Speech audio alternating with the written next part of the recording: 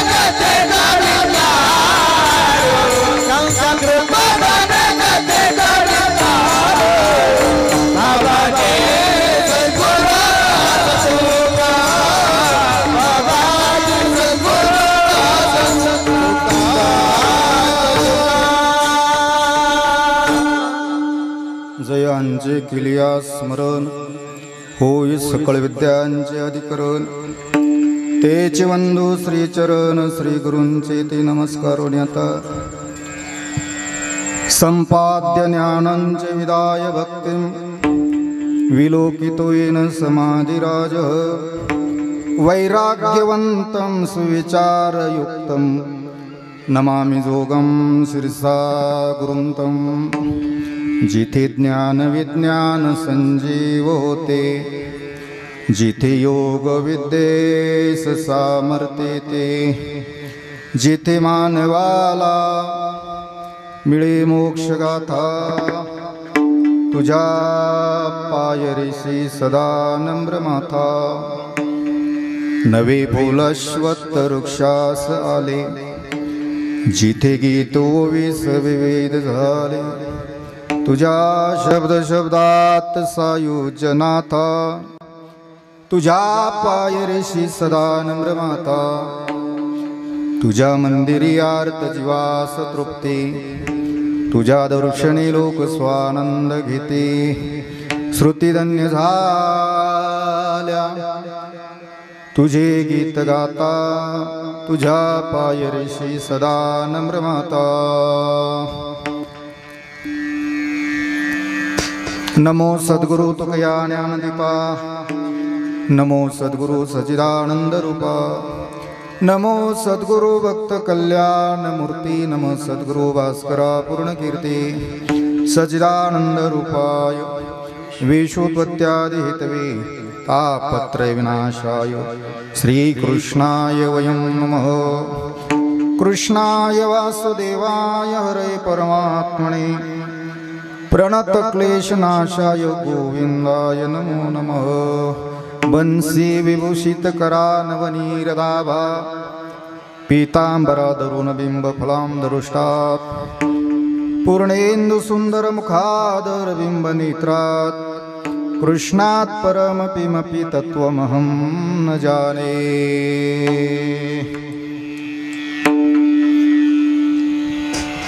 कृष्ण माझी माता कृष्ण माझा पिता बंधू बहीण चुलता कृष्ण माझा कृष्ण माझे गुरु कृष्ण माझे तारो उतरी पैल पार भव नदीचा शिया राममय सब जग जानी करहु प्रणाम जोई जोग पाणी श्री राम जय राम जय जय राम रघुपति राघव राजा राम। जय हनुमान ज्ञान गुण सागर जय हनुमान ज्ञान गुण सागर।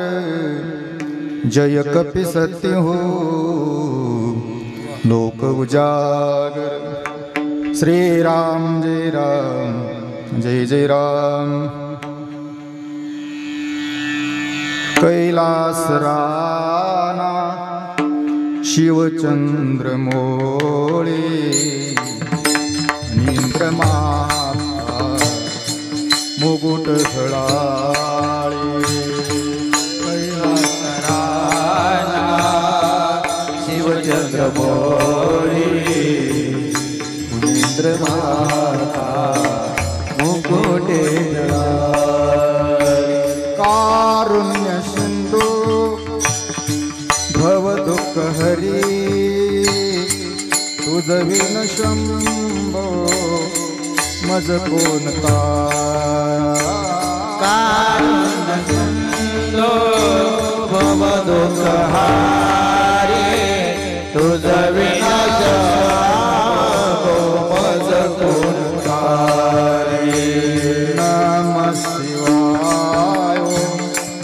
नमः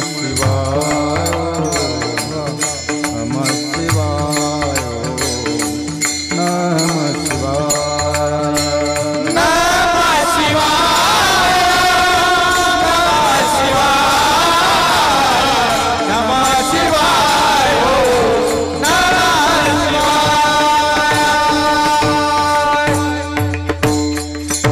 धन्य धन्य निवृत्ती देवा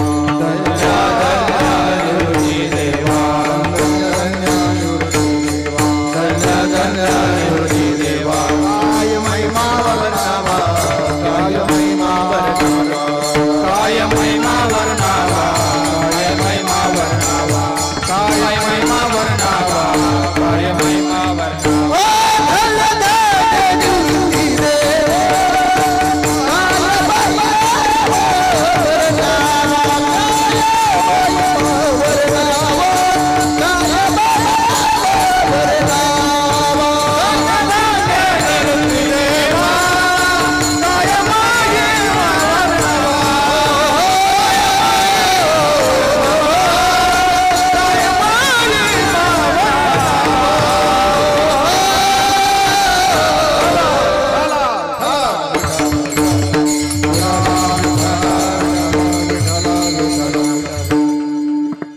देह जाओ अथवा राहो पांडुरंगी दृढ भाव चरण न सोडी सर्वता आन तुझी पंढरीनाथा। प्रस्तुत प्रसंगी प्राप्त स्थळी संप्राप्त सेवेकरता निवडलेला अभंग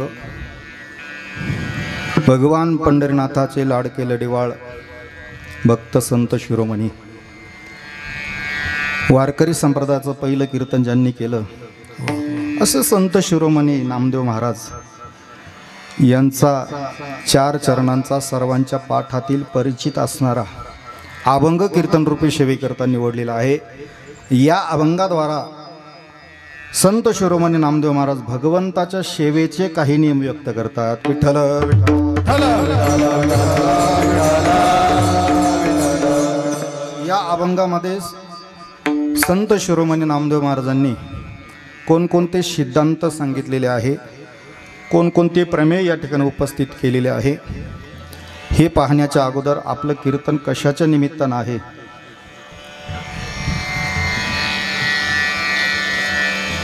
हे वक्त्याचं सांगणे आद्य कर्तव्य आहे।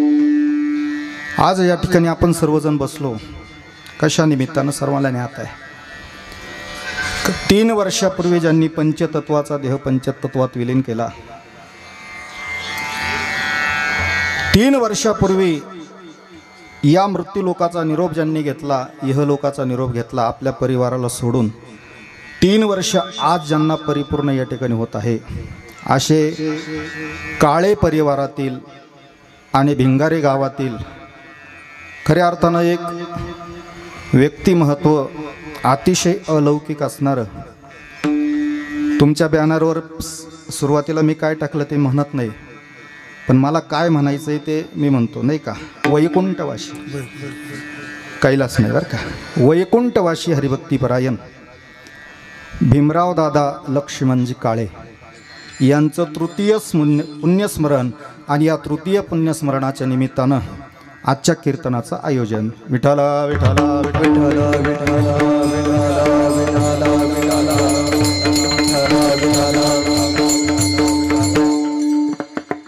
आणि म्हणून त्यांचा जो काळे परिवार आहे, त्यांचं जे कुटुंब आहे, मला असं वाटतंय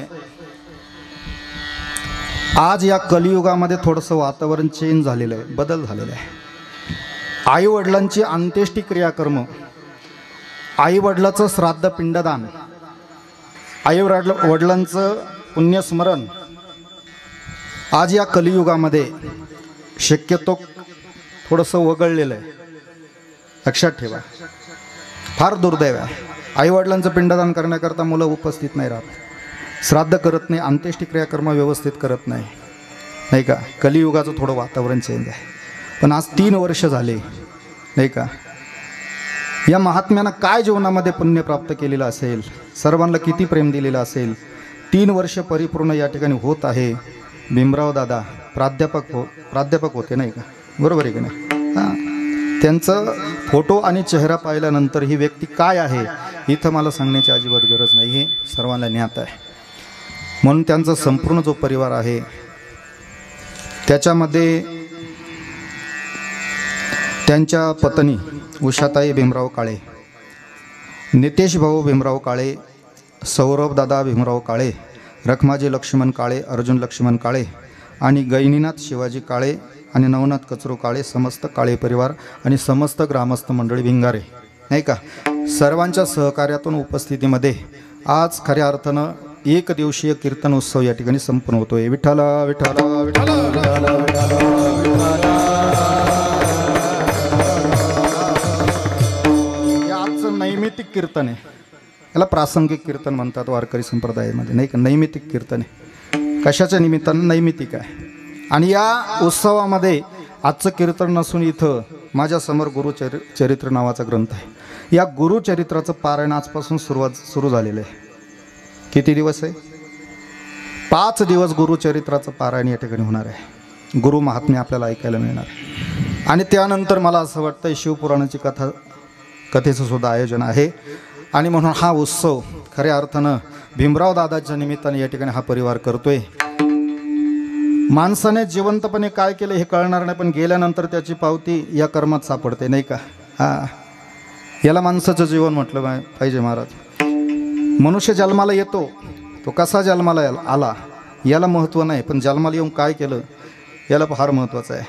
म्हणून काही करता आलं तर करू नका, पण एक चांगल्या प्रकारची कीर्ती जरी आपण या मृत्यू लोकात केली तरी आपली पावती शिल्लक राहते. तुकाराम महाराज सांगतात, तुका म्हणे एक उत्तम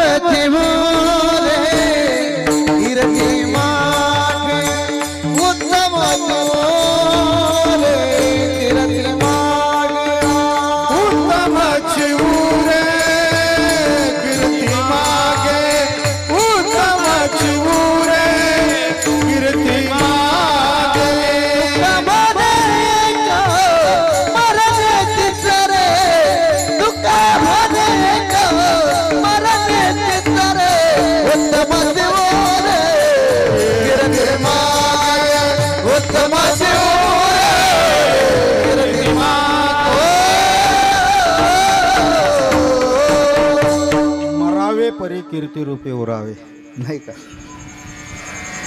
जनतेची सेवा करतो तो स्वर्गात जात असतो, त्याच्या पुढे स्वर्गीय लिहिल्या जातं. त्याच्यामध्ये कोण कोण आहे आता मला सांगायचं नाही, नाही का. नगरसेवक असेल, सरपंच असतील, आमदार, खासदार, ही सगळी मंडळी समाजाची जनतेची सेवा करते म्हणजे स्वर्गीय होतात. त्यांच्या पुढं स्वर्गीय लिहितात. भगवान विष्णूंची पांडुरंगाची सेवा करणारा त्याच्या पुढं लिहिल्या जातं वैकुंठवाशी. भगवान शिवाचं नाम ज्याच्या मुखात आहे त्याच्या पुढं लिहिल्या जातं कैलासवाशी. आणि कर्म जर मृत्यू लोकामध्ये उलटे पालटं करत असेल, लोकांच्या घराला आग लावत असेल, त्याच्या पुढं लिहिलं जातं नरकवाशी, नाही का नाही. आज कीर्तनकार प्रवचनकारांना थोडं खोटं बोलावं लागतंय बुवा. कीर्तनकाराने कीर्तनामध्ये खोटं बोलू नये, प्रवचनात खोटं बोलू नये, बरोबर आहे का. हा दंडक आहे. बोलो नाही, पण खऱ्या अर्थानं वर्ष श्राद्धाचे कीर्तन आणि 10व्याचे प्रवचन करत असताना कीर्तनकाराला 100% 1% खोटंच बोलावं लागतं. गाढवाला आपलं घोड्याला सुद्धा गाढवच म्हणावं, गाढवाला सुद्धा घोडं म्हणावं लागतं नाही का? आता आपल्या सगळ्याला तो आता शक्यतो तेच चालू आहे. आणि म्हणून असं उत्तमची उरे कीर्ती मागे. आणि म्हणून भीमराव दादांचं हे पुण्यस्मरण, तृतीय पुण्यस्मरण या ठिकाणी आज संपन्न होतं आहे. आणि त्या निमित्तानं ही सेवा या ठिकाणी संपन्न होते. आणि या सेवेचं विशेष निमंत्रण ज्यांनी माझ्याकडं दिलं ते माझे चुलते, माझे काका हरिभक्तीपरायण, आमच्या गावचे माळसाकोरे गावचे माजी सरपंच, खऱ्या अर्थानं आमचे बबन तात्या श्रीपतजी मुरकुटे नाही का, तात्या या ठिकाणी उपस्थित आहे. आणि खऱ्या अर्थानं त्यांचे पुतणे, आमचे बंधू हरिभक्तीपरायण आमचे उत्तम भाऊ मुरकुटे, या दोघांनी मला या सेवेचं निमंत्रण या ठिकाणी दिलं. आपल्या सर्वांच्या वतीनं प्रथम त्यांचा आभार मानतो, ऋण व्यक्त करतो. विठ्ठल विठ्ठल. कीर्तनामध्ये ज्यांची उपस्थिती, ज्यांच्या कीर्तनामुळे आज सात संगत आणि कीर्तन ज्यांच्यामुळे होणार आहे, या कीर्तनाला खऱ्या अर्थानं गायन आणि वादन विशेष आहे. आज खऱ्या अर्थानं त्यांचं नामनिर्देश केलंच पाहिजे. त्याच्यामध्ये गायनाचं सुंदर साथ आपल्याला या ठिकाणी मिळणार आहे. खऱ्या अर्थानं वारकरी संप्रदायातील भजनमूर्ती हरिभक्तीपरायण आमचे गोकुळ महाराज होंडे, आपल्या तालुक्याचा आणि परिसराचं भूषण आहे महाराज. मी कितीतरी वर्षापूर्वी तो आवाज ऐकला आणि आजही त्या आवाजामध्ये कुठल्याही प्रकारचा बदल नाही. अशी गोकुळ महाराज या ठिकाणी उपस्थित आहे. त्यांचे मी आपलं ऋण निर्देश करतो, आपल्या ग्रामस्थांच्या वतीनं त्यांचा आभार मानतो. त्याचप्रमाणे त्यांना खऱ्या अर्थानं मला तर असं वाटतंय दोघांचा आवाज एकच आहे की काय. मला असं वाटतं गोकुळ महाराजांनी पंचपदी घेतली का काय, आवाजात बदल वाटत नाही महाराज. हरिभक्तीपरायण आपले येवला तालुक्याचं भूषण आमचे शिवाजी महाराज, सोपान महाराज, सोपान काका पवार नाही का महाराज उपस्थित आहे. त्यांचे ऋणनिर्देश आपला आभार मानतो. उपस्थित सर्व पंचक्रोशीतून आपल्या गावातील सर्व भजनी मंडळ टाळकरी या ठिकाणी उपस्थित आहे. त्याचप्रमाणे खऱ्या अर्थानं विनयकरी महाराज या ठिकाणी उपस्थित आहे. आणि खऱ्या अर्थानं मृदंग ज्यांचा ऐकत राहावा आणि कीर्तनाला खऱ्या अर्थानं वैभव मृदंगाचा असतं बरं का.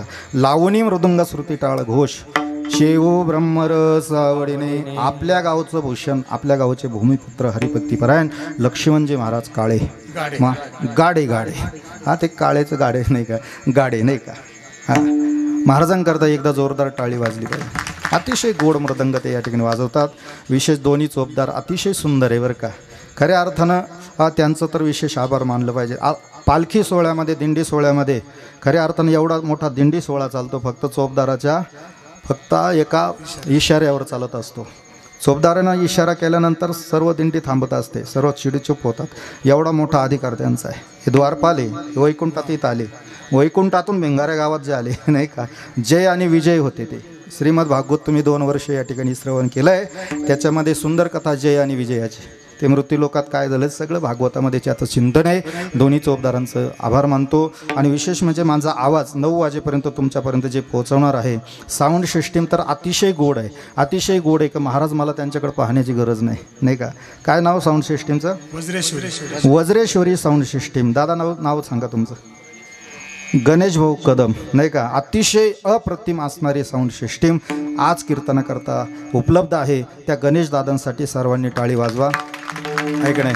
विशेष पुन्हा एकदा तुम्ही सर्व पुरुष मंडळी, माता भगिनी बहुसंख्येनं आपण या ठिकाणी उपस्थित आहात. तुमचं सर्वांचं व्यासपीठाच्या वतीनं या ठिकाणी मी सर्वांचं ऋणनिर्देश करतो, आभार मानतो. आणि या ठिकाणी खऱ्या अर्थानं मानोरी गावामध्ये, मानोरी खुर्द या गावामध्ये काही दिवसापूर्वी आमचे हरिभक्तीपरायण विलास अण्णा पानसरे यांच्या पिताश्रींचं वर्ष श्राद्धाचं कीर्तन मी केलं. आणि ते कीर्तन काय भावलं गोकुळ महाराज मला माहीत नाही. त्या कीर्तनाने माझे 5-7 कीर्तनं येवला तालुक्यात भव्य दिव्य स्वरूपात प्रमाणामध्ये या ठिकाणी झाले. असे विलास अण्णा पानसरे या ठिकाणी उपस्थित आहे. आणि माझ्या कार्यक्रमाचं समजा व्हिडिओ नाही का जे प्रसारित करतात, मी अजूनही आजपर्यंत असा एक महाराज आहे गोकुळ महाराजांना माहीत आहे का माझं यूट्यूब आणि जे काही असेल मोबाईल माध्यम जे आहे याच्यावरती माझा कुठल्याही प्रकारचा कार्यक्रम नाही, माझा फोटो नाही. मी त्याच्यापासून फार अलिप्त राहतो नाही का. आणि मला स्वतःचा प्रचार करायचाच नाही. तो परमात्मा माझा प्रचार करायला उभा आहे. आपल्याला स्वतःला प्रचार करण्याची गरज नाही. पण खऱ्या अर्थानं मानोरी गावातून आमच्या हरिभक्तीपरायण ऋषिकेश दादा संबेराव नाही का यांनी काही त्या कीर्तनाची शूटिंग केली, त्याचे व्हिडिओ तयार करून थोडेसे पाठवले आहे की नाही. तर मी त्यांना सुद्धा ती विनंती करण्याकरता तुम्ही आता ते डिलीट करा नाही. नकोय महाराज नाही. हा हे असं मान उपाधी नको, उपाधी वेगळा तुका म्हणे. तुकाराम महाराज म्हणतात उपाधीपासून माणसाने वेगळं राहावं, नाहीतर जीवनात साधना घडत नाही महाराज, परमार्थ करता येत नाही महाराज. उपाधी अजिबात नको आहे. आणि म्हणून खऱ्या अर्थानं हे सर्व वैभव आज या ठिकाणी आपल्याला पाहण्याकरता मिळतं. आणि म्हणून पुनश्च एकदा या ठिकाणी आपल्या सर्वांचं वारकरी संप्रदायाच्या वतीनं ऋण व्यक्त करतो, स्वागत करतो. समस्त गावकरी मंडळी या ठिकाणी उपस्थित आहे. सर्व काय वैभव या ठिकाणी अशा प्रकारे मला असं वाटतं की हे सप्त्यातलं कीर्तन चालू आहे. ठिकाणी एवढं सुंदर नियोजन, मंडप, वॉटरप्रूफ मंडप वगैरे, सुंदर स्टेज वगैरे नाही का असो. आणि या ठिकाणी खऱ्या अर्थानं जुन्या काळामध्ये खऱ्या अर्थानं ज्यांनी परमार्थ केला आणि त्यांची काही कीर्तनं मी स्वतः श्रवण केली. खऱ्या अर्थानं आमच्या पितृतुल्य असणारे हरिभक्तीपरायण आमचे साहेबरावजी महाराज काळे बाबासुद्धा या ठिकाणी आज उपस्थित आहे. मला आनंद वाटला का बाबांचं बऱ्याच वर्षानं दर्शन झालं. विठ्ठल विठ्ठल.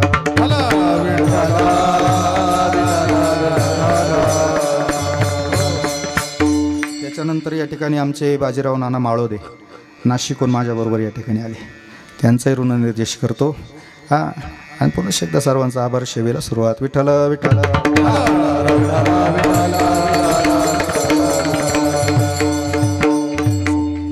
सेवेकरता निवडलेला जो अभंग आहे तो संत शिरोमणी नामदेव महाराजांचा आहे.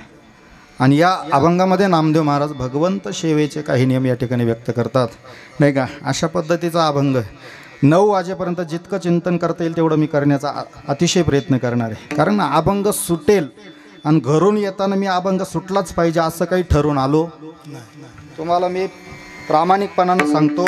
अभंग सुटलाच पाहिजे असं मी काही घरून ठरून आलो नाही. आणि असं काही ठरून सुद्धा मी आलो नाही. म्हणजे समजणे वाले को काफी इशारा होता. मी ठरूनही आलो नाही आणि अभंग सुटलाच पाहिजे असं काही ठरून आलो नाही. म्हणून त्याच्यामुळं मी प्रामाणिकपणानं सांगतो. म्हणजे त्याच्यामुळे मला कसल्या प्रकारची भीती नाही. आणि आता ठरून झाल्याशिवाय नाही महाराज. म्हणून खऱ्या अर्थ नामदेव महाराज या अभंगामध्ये सेवा सांगतात. सेवा हा शब्द खऱ्या अर्थानं मोबाईलवरती स्टेटसला टाकलं जातं आजची कीर्तन सेवा. आता मला त्या शब्दाबद्दल थोडंसं दुःख वाटतंय महाराज. आजची कीर्तन सेवा येवला तालुक्यात आहे सेवा, पण कशी आता ते जाऊ द्या नाही का. आणि म्हणून या अभंगामध्ये बहुतांश चिंतन नामदेव महाराज या ठिकाणी करतात. आणि म्हणून नामदेव महाराज या ठिकाणी भगवान पंढरीनाथ परमात्म्याला म्हणतात का हे पंढरीनाथा, हे दया घना, हे केशी राजा, तुझ्या सेवेचा नियम या ठिकाणी मी केलेला आहे. आणि ज्यावेळेस तुझी कृपा माझ्यावरती होईल देवा त्यावेळेस केलेला नियम पूर्ण होईल. विठ्ठल विठ्ठल. मनुष्य देवाला प्रार्थना कधी करतो? मनुष्य देवाला प्रार्थना कधी करतो? आपल्यावरती संकट आल्यानंतर. संकट जर नसेल तर देवाला प्रार्थना केल्या जात नाही, देवाच्या धावा केल्या जात नाही, देवाचं चिंतन केल्या जात नाही.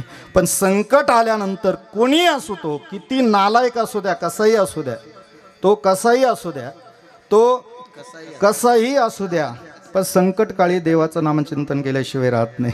आहे की नाही. पुराणामध्ये भरपूर उदाहरण आहे महाराज. द्रौपदीवर ज्या वेळेस संकट आले त्यावेळेस द्रौपदी मातेनं काय केलं? कृष्णा धावरे लवकरी, संकट पडले भारी, हरी तू आमुचा कैवारी, कोठे गुंतलासी द्वारकेच्या राया वगैरे वगैरे नाही.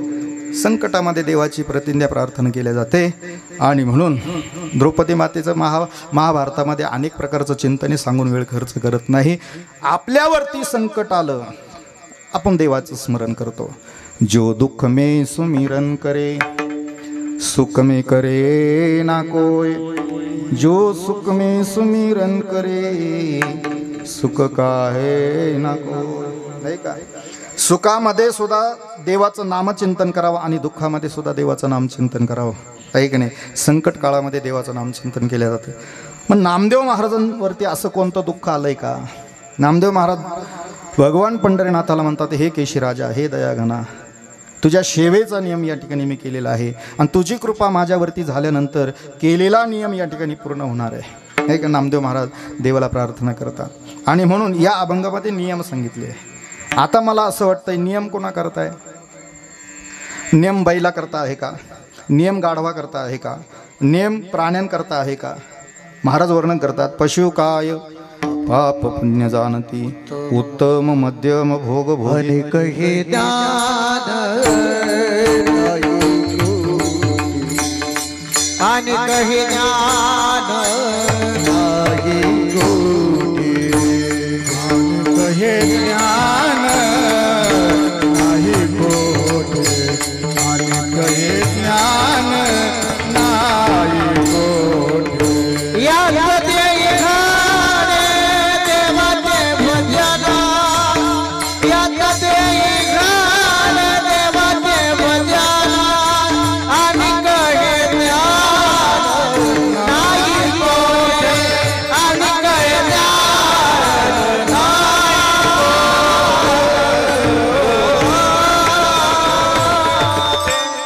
अतिशय सुंदर आहे पवार महाराज, अतिशय सुंदर.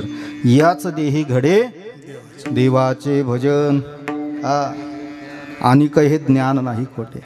हे फक्त मनुष्य देहामध्ये घडल्या जातं. भजन पूजन साधना ही सगळे मनुष्य देहात आहे. प्राण्यांच्या ठिकाणी हे नाही आहे महाराज, नाही का. आणि नियमसुद्धा महाराज म्हणतात त्यांच्याकरता नाही. पशु काय पाप पुण्य जाण हे सर्व माणसा करताय. काय नियम हे माणसा करताय, नाही का. आणि माणसाने नियमात राहिलं पाहिजे. वारकऱ्यांना आपल्या नियमात राहिलं पाहिजे. आता सध्या वारकरी आपला नियम सोडून बाहेर जात आहे, नाही का. आज जोग महाराज संस्थेची परंपरा आहे महाराज. नियम फार महत्त्वाचा असतो, नाही का. आणि आता सध्या कीर्तनामध्ये नियम असला पाहिजे महाराज. वारकऱ्याकडं नियम असला पाहिजे. आणि म्हणून मोठे माऊली सांगतात की नाही, छोटे माऊली सांगतात, मोठे माऊली सांगतात, आधी नियमात माणसाने असावं. आणि म्हणून नियम हे माणसा करताय. आणि म्हणून शास्त्रामध्ये नियमाचे काही प्रकार दिलेले आहे. त्याच्यामध्ये पहिला जो प्रकार आहे त्याला शास्त्रीय नियम म्हणतात. आणि दुसरा जो प्रकार आहे त्याला अशास्त्रीय नियम म्हणतात. मी अगोदर अशास्त्रीय नियम तुम्हाला सांगतो, त्याच्यानंतर शास्त्रीय नियम सांगतो. नियमाचे दोन प्रकार आहे.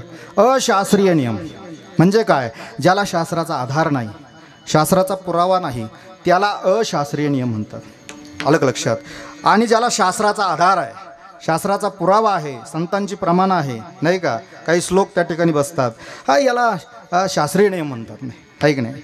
मग अशास्त्रीय नियम म्हणजे काय, का ज्याला शास्त्राचा काही आधारच नाही महाराज, त्याला अशास्त्रीय नियम म्हणतात. तुमच्या गावामध्ये मुलामुलींचे लग्न होतात का? हां, लग्न होतात. समजा एखाद्या मुलीचं लग्न झालं, मुलीचं लग्न धामधूममध्ये झालं. संध्याकाळी ती मुलगी आपल्या सासरला गेली. गेल्यानंतर सासरच्या घरामध्ये ती पहिला प्रवेश करत असते. पण त्या उंबरठ्यावरती मुलीचा घरामध्ये प्रवेश होण्याच्या अगोदर काहीतरी छोटा कार्यक्रम करतात. काहीतरी नियम असतो. काय असतं तुमच्या येवला तालुक्यात, तुमच्या गावामध्ये काय असतं का? मुलीचा सासरच्या घरामध्ये प्रवेश होण्याच्या अगोदर काहीतरी सांगा ना मला, तुमचे लग्न झालेले का? ज्याचं लग्न झालं तू सांगू शकतो, ऐक नाही. लक्ष्मण दादा तुमचं झालंय का? मग बरं आहे. आता तुम्ही बरं झालं, नाही तर आता हुकले माणसं. फार अवघड आहे महाराज. पूर्वी म्हाताऱ्यांना 4 होत्या तरी मिळायच्या, असूनही मिळायच्या. आता बदल झाला आहे महाराज. नाही म्हणून ऐका काय करतात लक्ष्मण दादांनाच मी विचारतो, चला ऐक नाही सांगा बाबा, सांगा ना. म्हणजे आपल्याला वेळ नाही महाराज, वेळ आपली पुढे जाते. लवकर बोला, एखादा तरी नियम सांगा ना बाबा. मला जाऊ द्या. आमच्या नाशिकमध्ये मेल्यावर माणसं जाळतात, आमचा नियम आहे. तुमचा काय असेल तो सांगा. तुमच्याकडे कसं आहे, काही बदल आहे? असंच आहे ना महाराज. आता माझाही नाशिक जिल्हा आहे ना. आपण शिवावरती आहे. तुमचा येवला तालुका, माझा निपाड तालुका, आमचा माळसाकोरे आहे. मग सांगा ना काहीतरी. काय करतात? आता काळे बाबांना मी विचारतो, सांगा काळे बाबा काय करतात? हां, आता बाबांनी सांगितलं. जुने कीर्तनकार आहे महाराज. काय पाठा बाबांचं आहे कीर्तन महाराज, नाही का. हां, अजिबात लाईन सोडून कीर्तन नसायचं. हां ऐका. हां, धान्याला ती मुलगी काय करते, धान्याला लात मारते, ते सांडवते. बरोबर आहे की नाही? आहे ना. चला. आणि अजून एक नियम आमच्या नाशिक भागामध्ये आपल्या निफाड तालुक्यात आहे. ते भांडे ठेवायचे, त्या भांड्याला ठोकरायचं किंवा लात मारायची, आहे की नाही. आता मी तुम्हाला एक विचारतो, सर्वांनी व्यवस्थित बोला, खरं बोला. कीर्तन आपलं चालू आहे. मला सांगा, ज्या मुलीला संपूर्ण आयुष्य त्या भांड्याबरोबर घालवायचं आहे, तिचं आयुष्य त्या भांड्यांमध्ये जाणार आहे, तिनं भांड्याला लात मारावी का? नाही तुम्ही सांगा, मी तोपर्यंत चहा घेऊन येतो कुठून तरी. सांगा लवकर. गणेश दादा बरोबर आहे की नाही? भांड्याला लात मारावी का गोकुळ दादा सांगा ना. नाही नाही महाराज. बरं ती धान्याला पाय लावते. अन्न हे पूर्ण ब्रह्म आहे महाराज. आपण अन्नाशिवाय जगू शकत नाही, राहू शकत नाही. अन्नमय आपला प्राण आहे. मला सांगा, तिनं त्या धान्याला लात मारावी का? मारावी नाही मारू. भांड्याला लात मारावी का? नाही मार. आपण कोणाला धक्का लागला तरी आपण दर्शन घेतो महाराज, पाया पडतो. नाही महाराज.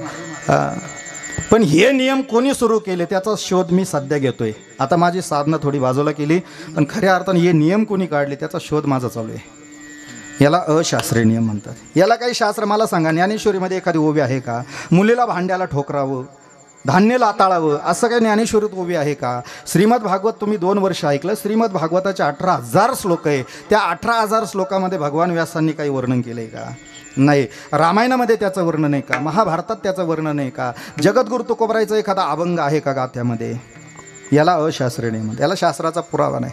चला दुसरं एक उदाहरण सांगतो. आपल्या भिंगारे गावातून एखादा मनुष्य, पंढरपूरची दिंडी निघाली, पालखी निघाली, आणि त्यानं ठरवलं की यावर्षी पायी वारी करायची. आपल्या गावातून पायी वारी पंढरपूरपर्यंत करायची. आणि तो मारुतीच्या मंदिरात आला आणि हनुमंतरायाच्या समोर त्याने प्रार्थना केली का मी इथून पंढरपूरची पायी वारी करेपर्यंत पायामध्ये चप्पल बूट घालणार नाही.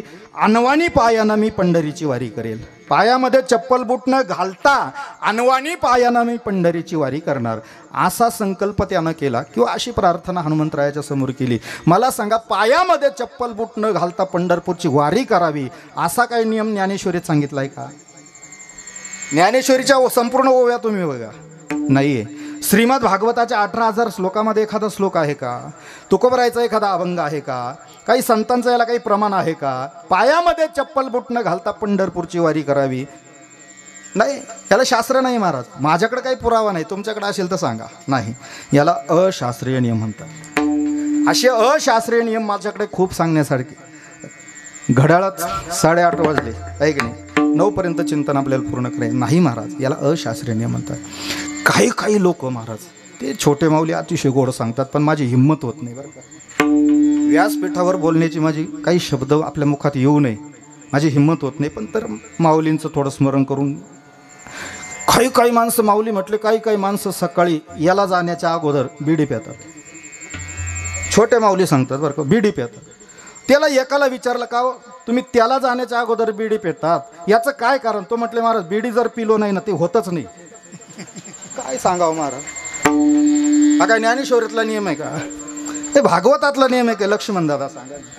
नाही, असे बरेच माणसं आहे महाराज. काहींना तर तुम्हाला सांगतो तंबाखू खाल्ल्याशिवाय होत नाही. बरं आहे महाराज. आणि जाऊ द्या, मला तरी असं वाटतं हा सुद्धा नियमच असावा नाही का?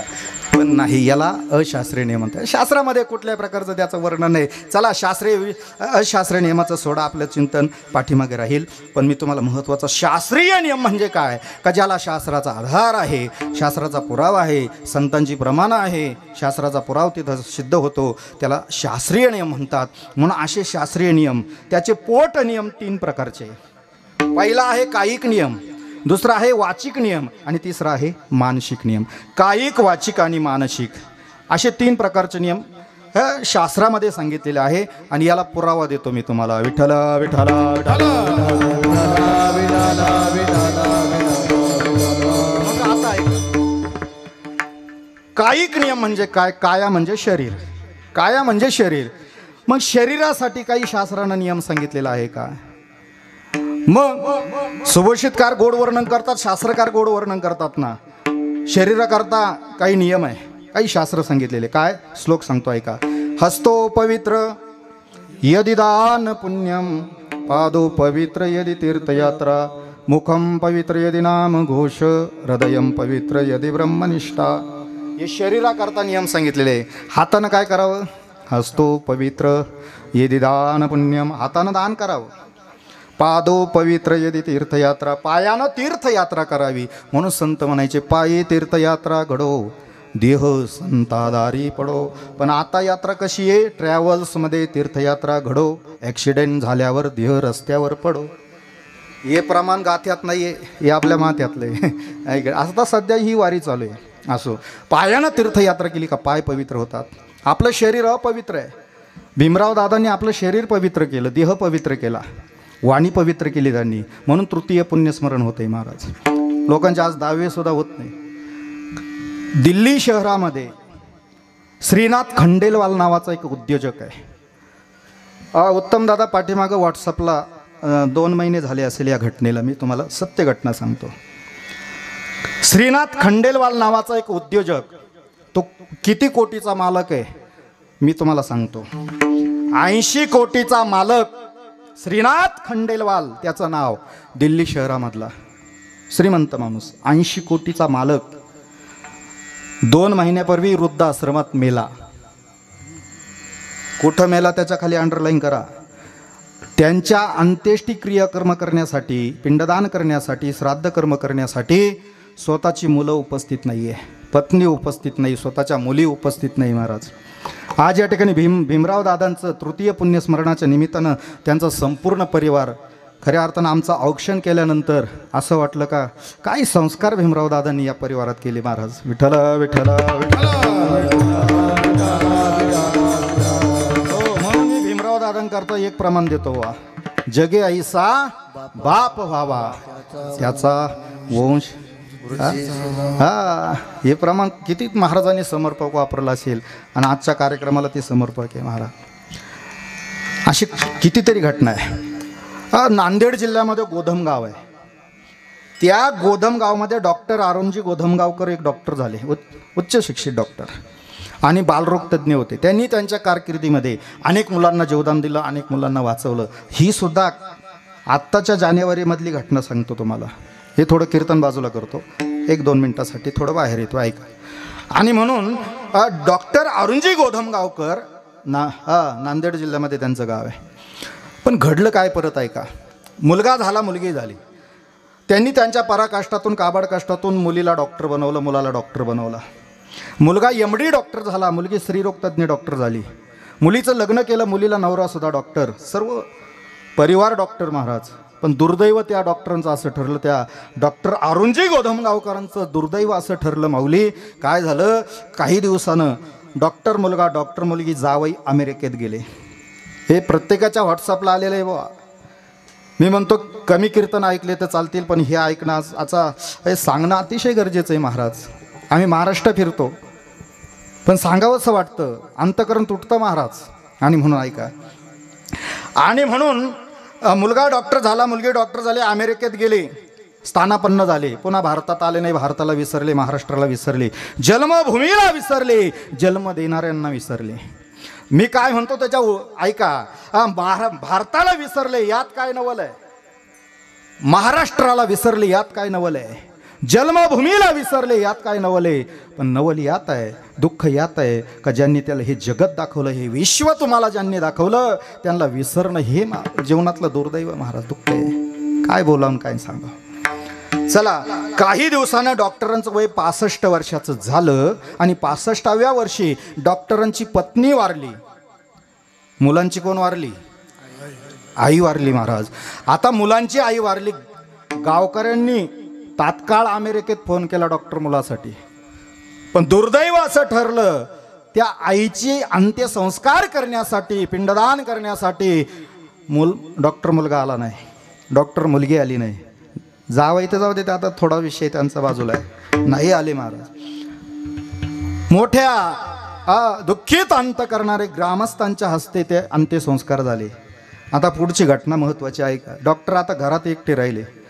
मला सांगा, आत्तापर्यंत त्यांनी स्वयंपाक केले नाही, स्वतःची कपडे कसे धुतात ते माहीत नाही, घराची साफसफाई माहीत नाही, घरातलं कुठलंही काम करण्याचं काही ज्ञान नाही महाराज. कधी ती जबाबदारी आली नाही.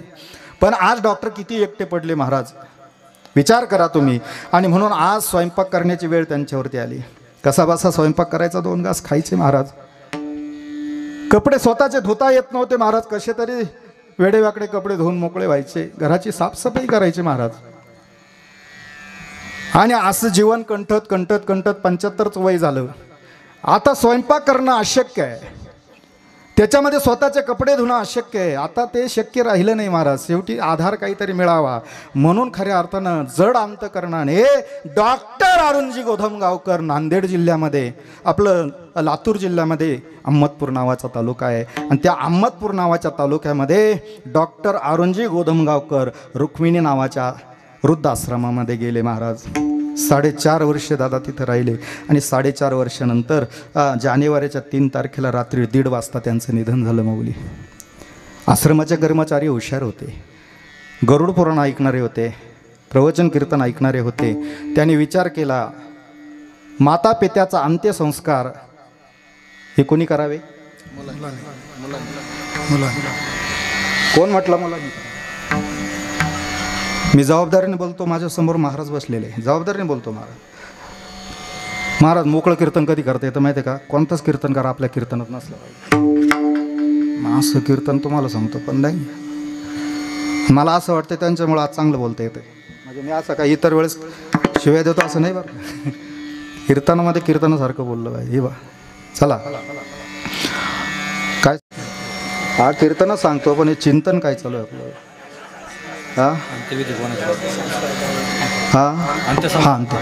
तुम्ही बरोबर सांगितलं. रात्रीच्या कीर्तनात काय घडलं? अशी लाईट गेली, 5 मिनिटात आली.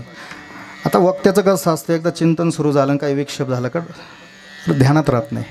समोर एक 80-85 वर्षाचा म्हातारा बसलेला होता. म्हटलं बाबा मी काय सांगत होतो? तो म्हणे तुला काय झक मारायला आणलं काय? माणसं आहे राव, काय बोलतील याचा भरोसा. मी त्याच्यामुळे मी कोणाला बोलतच नाही महाराज. अवघड आहे महाराज. चला अंत्यसंस्कार आणि पिंडदान श्राद्ध कोण करतं? बोला ना. मुलगा करतो. कोणी सांगितलं तुम्हाला? त्याचं नाव मला सांगा. मुलगा नाही करत पिंडदान, मुलगा नाही अंत्यसंस्कार करत महाराज. अंत्यसंस्कार पिंडदान श्राद्ध कर्म करण्याकरता सुपुत्र असावा लागतो. मी प्रमाण देईल महाराज. जोग महाराज संस्थेचं पिल्लू लक्षात ठेवा. प्रमाण देऊन तुम्हाला सांगतो. मुलगा म्हणजे काय पहिलं ऐका, म्हणजे तुम्हाला सुपुत्र कळेल. मुलगा त्याला म्हणतात आपल्या आई जन्मदात्या माता पित्यांना जो वृद्धाश्रमात ठेवतो त्याला मुलगा असं म्हणतात. मग बाकीचं आता पाठीमागं मला काय बोलायचं ते सोडा. त्याच्यामध्ये हा मुलगा नावाचा हा डॉक्टर अरुणजी गोधमगावकरांची जी घटना सांगतो त्याला मुलगा म्हणतात. मायबापाची सेवा करत नाही महाराज, वृद्धाश्रमात ठेवतो त्याला मुलगा म्हणतात. पण सुपुत्र म्हणजे काय? एकनाथ महाराजांचं भागवत बघा. एकनाथ महाराजांच्या भागवतामध्ये काळे बाबा फक्त एकच ओवी आहे नाथ महाराजांची, अतिशय समर्पक आणि सुंदर ओवी आहे. हा सुपुत्र कशाला म्हणतात? नाथ महाराज सांगतात पिता स्वयं नारायण, माता प्रत्यक्ष लक्ष्मी, ऐशे ज्याचे नित्य भजन, सुपुत्र जाणतोची एक. नाथ महाराजांच्या भागवतातली ओवी सांगितली महाराज. बापामध्ये देव पाहतो, आईमध्ये लक्ष्मीला पाहतो आणि त्या मायबापाची शेवटपर्यंत सेवा करतो. सुपुत्र जाणतोचे एक. अलग लक्षात त्याला सुपुत्र म्हणतात. म्हणून तर आमचे महाराज म्हणतात पुत्र दे आई सा, त्या रितेश भाऊ सारखा नाही का, पुत्र दे आई सा गुंडा. गुंड नाही, गुंडा. गुंड वेगळा असतो, तो कीर्तनात नसतो, तो गुंडा असतो. जो कीर्तनात असतो तो गुंडा असतो. म्हणून महाराज म्हटले पुत्र दे. म्हणजे कितीतरी प्रमाण बघा, मुलाच्या बद्दल काही महाराज वर्णनच आलेलं नाही. एकाही प्रमाणामध्ये मुलाच्या नावानं काही वर्णन नाही. म्हणून पुत्र दे ऐसा गुंडा. आता जाऊ द्या, बारशाच्या भजनाला तुम्ही भजनी मंडळ जाता की नाही?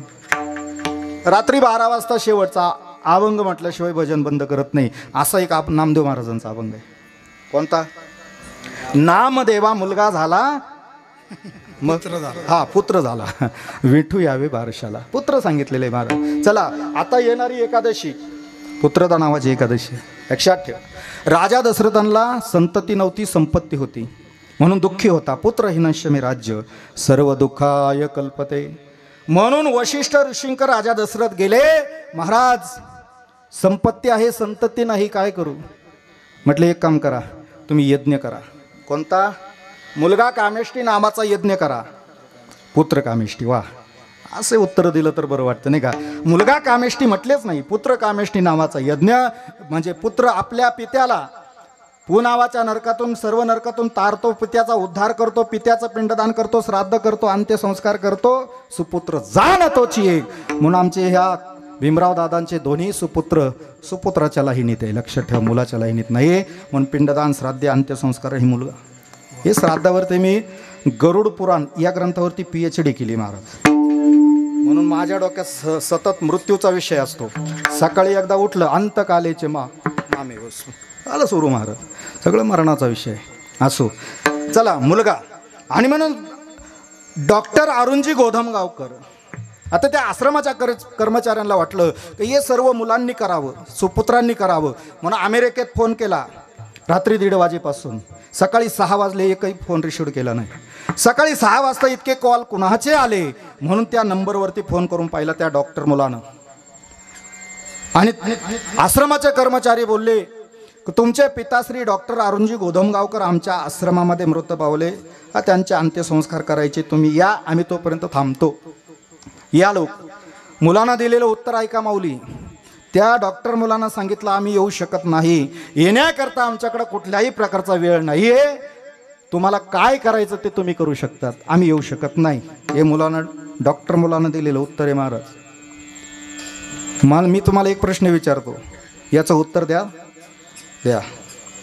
डॉक्टर अरुणजी गोधमगावकरांनी आपल्या जीवनात काय कमवलं मला सांगा.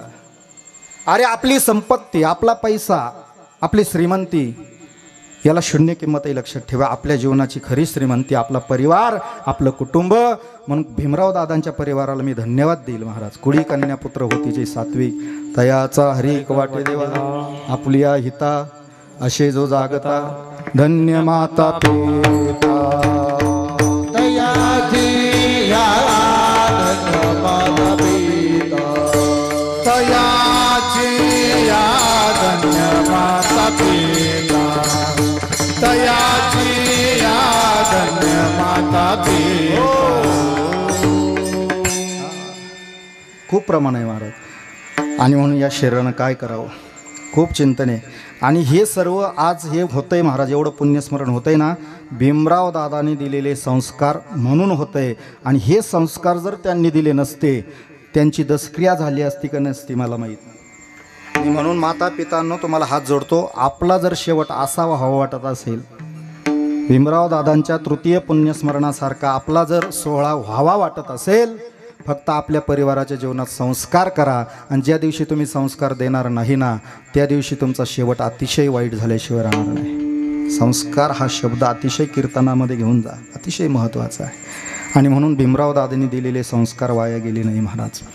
मला तर असं वाटतं दरवर्षी पुण्यस्मरण होईल, हे 3रं आहे, प्रत्येक वर्षी होणार आहे महाराज. आणि हे करणं गरजेचं आहे. आणि म्हणून या शरीरानं काय करायचं, हस्तो पवित्र यदिदान, हातानं दान करायचं, पायानं तीर्थयात्रा करायची, मुखानं देवाचं भजन करायचं, आणि 3.5 हाताच्या नरदेहानं भगवंताची प्राप्ती करायची. खऱ्या अर्थाने याला कायिक सेवा म्हणतात. विठ्ठल विठ्ठल विठ्ठल.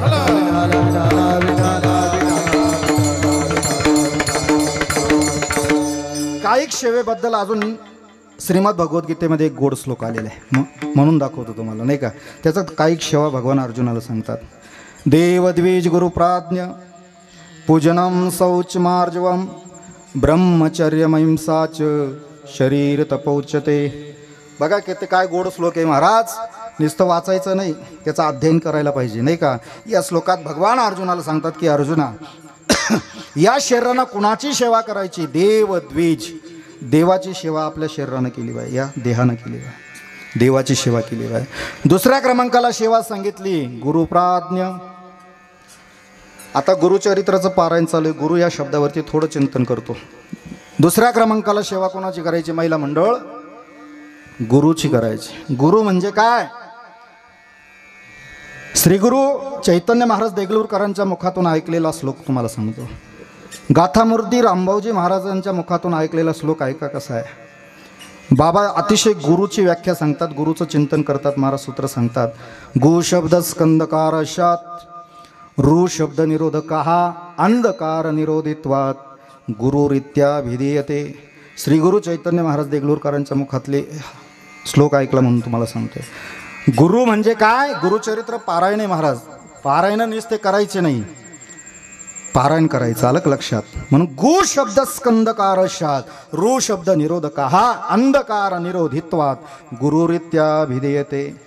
म्हणजे अंधाराकडून जे प्रकाशाकडून येतात, अज्ञानाकडून जे ज्ञानाची प्राप्ती करून देतात, त्याला गुरु म्हणतात, नाही का. त्याला कितीतरी बोलण्यासारखे.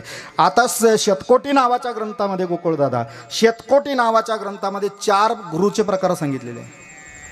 आता गुरुचरित्र तुम्ही पारायण करतात, मी तुम्हाला अजिबात नाव ठेवणार नाही, पण गुरु म्हणजे काय हे जेव्हा तुम्हाला ज्या दिवशी कळेल महाराज, कळालं पाहिजे. 4 गुरुचे प्रकार सांगितले शतकोटी नावाच्या ग्रंथामध्ये. पहिला आहे गुरु, दुसऱ्या क्रमांकाला आहे सद्गुरू, आणि तिसऱ्या क्रमांकाला आहे श्री गुरु, आणि चौथ्या क्रमांकाला आहे जगद्गुरु. विठ्ठल विठ्ठल. गुरु म्हणजे काय महाराजांचं एक सुंदर प्रमाण मी फक्त सांगतो, तुम्ही म्हणा. गुरु हा संत कोळीचा राजा. म्हणा, गुरु हा संत कोळीचा राजा, गुरु हा संत कोळीचा राजा, गुरु हा संत कोळीचा राजा, संत कोळीचा राजा. गुरु हा प्राण विसावा माझा, गुरु हा प्राण विसावा माझा, गुरु हा प्राण विसावा माझा, गुरु हा प्राण विसावा माझा. गुरुविना अनुभव नाही तुझा, गुरुविना अनुभव नाही तुझा, गुरुविना अनुभव नाही तुझा, गुरुविना अनुभव नाही तुझा. गुरुविना अनुभव नाही तुझा, गुरुविना अनुभव नाही तुझा. काळे बाबा सांगा बरं. असो बस इथपर्यंत बस. बरं, गुरु हा संत कोळीचा, त्याच्यामध्ये ते चौकडीच आहे नाही का. हा, आता सगळंच आमच्या पाठ आहे असं काही नाही महाराज. आणि काय करायचं असं जर जमलं नाही ना, ना ना ना ना ना ना ना ना नला न लावायचं महाराज, आहे की नाही, आणि पूर्ण करायचं. असो, गुरु हा संत कोळीचा राजा, गुरु हा प्राण विसावा, याला गुरु म्हणतात. आणि गुरु म्हणजे काय, जो आपल्याला सुयोग्य मार्ग दाखवतो त्याला गुरु म्हणतात. मार्ग दावणी गेली आधी, फक्त मार्ग दाखवतात त्यांना गुरु म्हणतात. चला, सद्गुरू म्हणजे काय, सत्य वस्तूची सद्वस्तूची प्राप्ती करून जे देतात त्याला सद्गुरू म्हणतात. गुरु फक्त मार्ग दाखवतो, पण सद्गुरू आपल्या बोटाला धरून तिथं नेऊन पोहोचवतो, त्याला सद्गुरू म्हणतात, आहे की नाही. म्हणून त्याच्याकरता सुद्धा प्रमाणे सद्गुरू वाचूनी नसेची निष्ठंक अनको, नसेची निष्ठंक अनको, नसेची निष्ठंक नको, नसेची निष्ठंक नको.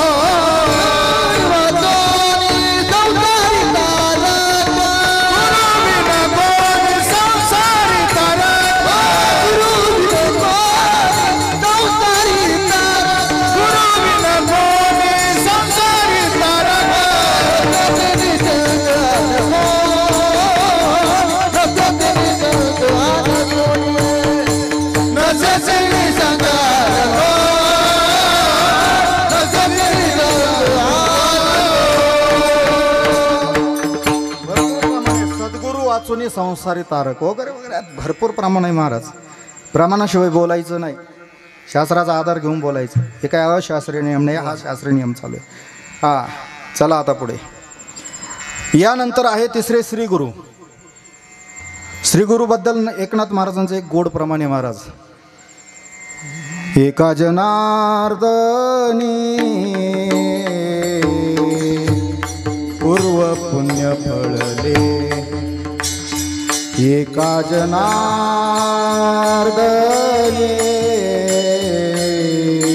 पूर्व पुण्य फळले, एका जनार्दनी पूर्व पुण्य फळले, एका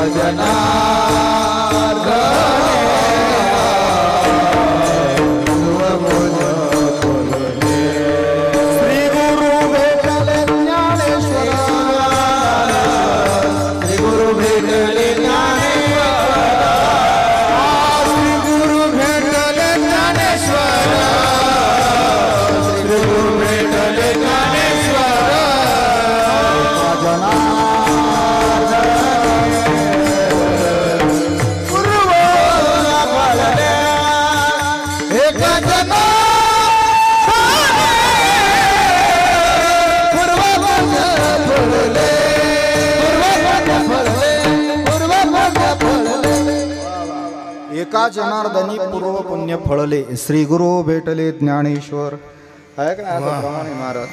आणि त्याच्यानंतर महाराज म्हणतात श्री गुरु सारिका आस्था पाठी राखा, श्री गुरु सारिका आस्था पाठी राखा, श्री गुरु सारिका आस्था पाठी राखा, श्री गुरु सारिका आस्था पाठी राखा, श्री गुरु सारिका आस्था पाठी राखा, श्री गुरु सारिका आस्था पाठी राखा, श्री गुरु सारिका आस्था पाठी राखा, श्री गुरु सारिका आस्था पाठी राखा. इतरांचा लेखा कोण करे, इतरांचा लेखा कोण करे, कोण करे, कोण करे. राजयाचे काय भीक मागे, राजयाचे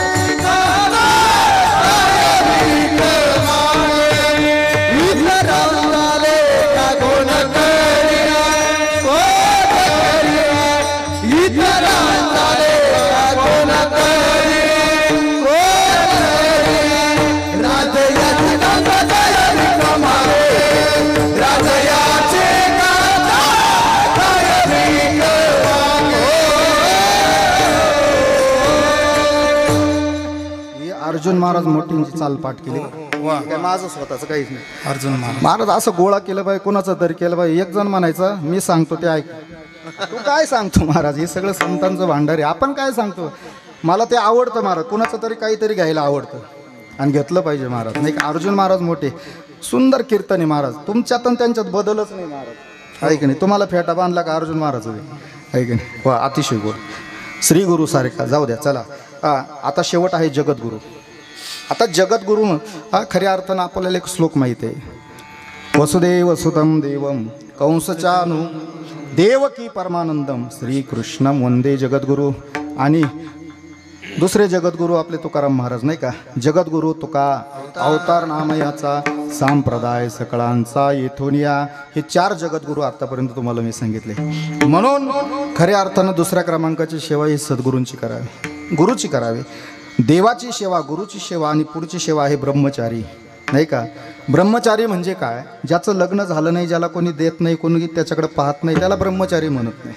ब्रह्मचार्याचं खऱ्या अर्थानं प्रमाणे महाराज म्हणतात, ब्रह्मचारी धर्म गोकावी अक्षरे, गोकावी अक्षरे, ब्रह्मचारी गोकावे अक्षरे, गोकावे अक्षरे. आश्रमी विचार, आश्रमी विचार, आश्रमी विचारे, आश्रमी विचारे. ही चाल ऐकून आठवण आली असेल वैकुंठवाशी पठाडे महाराज, नामदेव महाराज पठाडेंची झाले महाराज. अतिशय गोड महाराज नाही का. चला, ब्रह्मचारी धर्म घोकावी अक्षरे, आश्रमी विचार षटकर्मी, याला ब्रह्मचारी म्हणतात. आता बरेच ब्रह्मचारी लोकांच्या किचनमध्ये मी पाहिले. ब्रह्मचारी त्याला म्हणत नाही महाराज. ब्रह्मचार्याने आश्रमात राहावं, आपला अभ्यास करावा, याला ब्रह्मचारी म्हणतात महाराज. आता ब्रह्मचारी म्हणतो लोकांतामध्ये चांगल्या रोड फ्रंटला जागा द्या. कशाला तुला रोड फ्रंटला जागा पाहिजे. तू का म्हणे आम्हा एकांताचा वास. तुकाराम महाराजांनी 3 डोंगर पालते केले महाराज साधना करण्यासाठी. कोणकोणते तुम्हाला सगळं माहिती आहे. आणि आपल्याला लोकांतात परमार्थ पाहिजे का. ज्याला साधना करायची महाराज त्याने एकांतामध्ये साधना केली पाहिजे, तरच काहीतरी मिळणार आहे. लोकांतात परमार्थ कधीच होत नाही. तुमचं नाव लौकिक होईल, तुमचा प्रसार होईल, प्रचार होईल. नाही, साधना करायची असेल तर एकांतात करावी महाराज.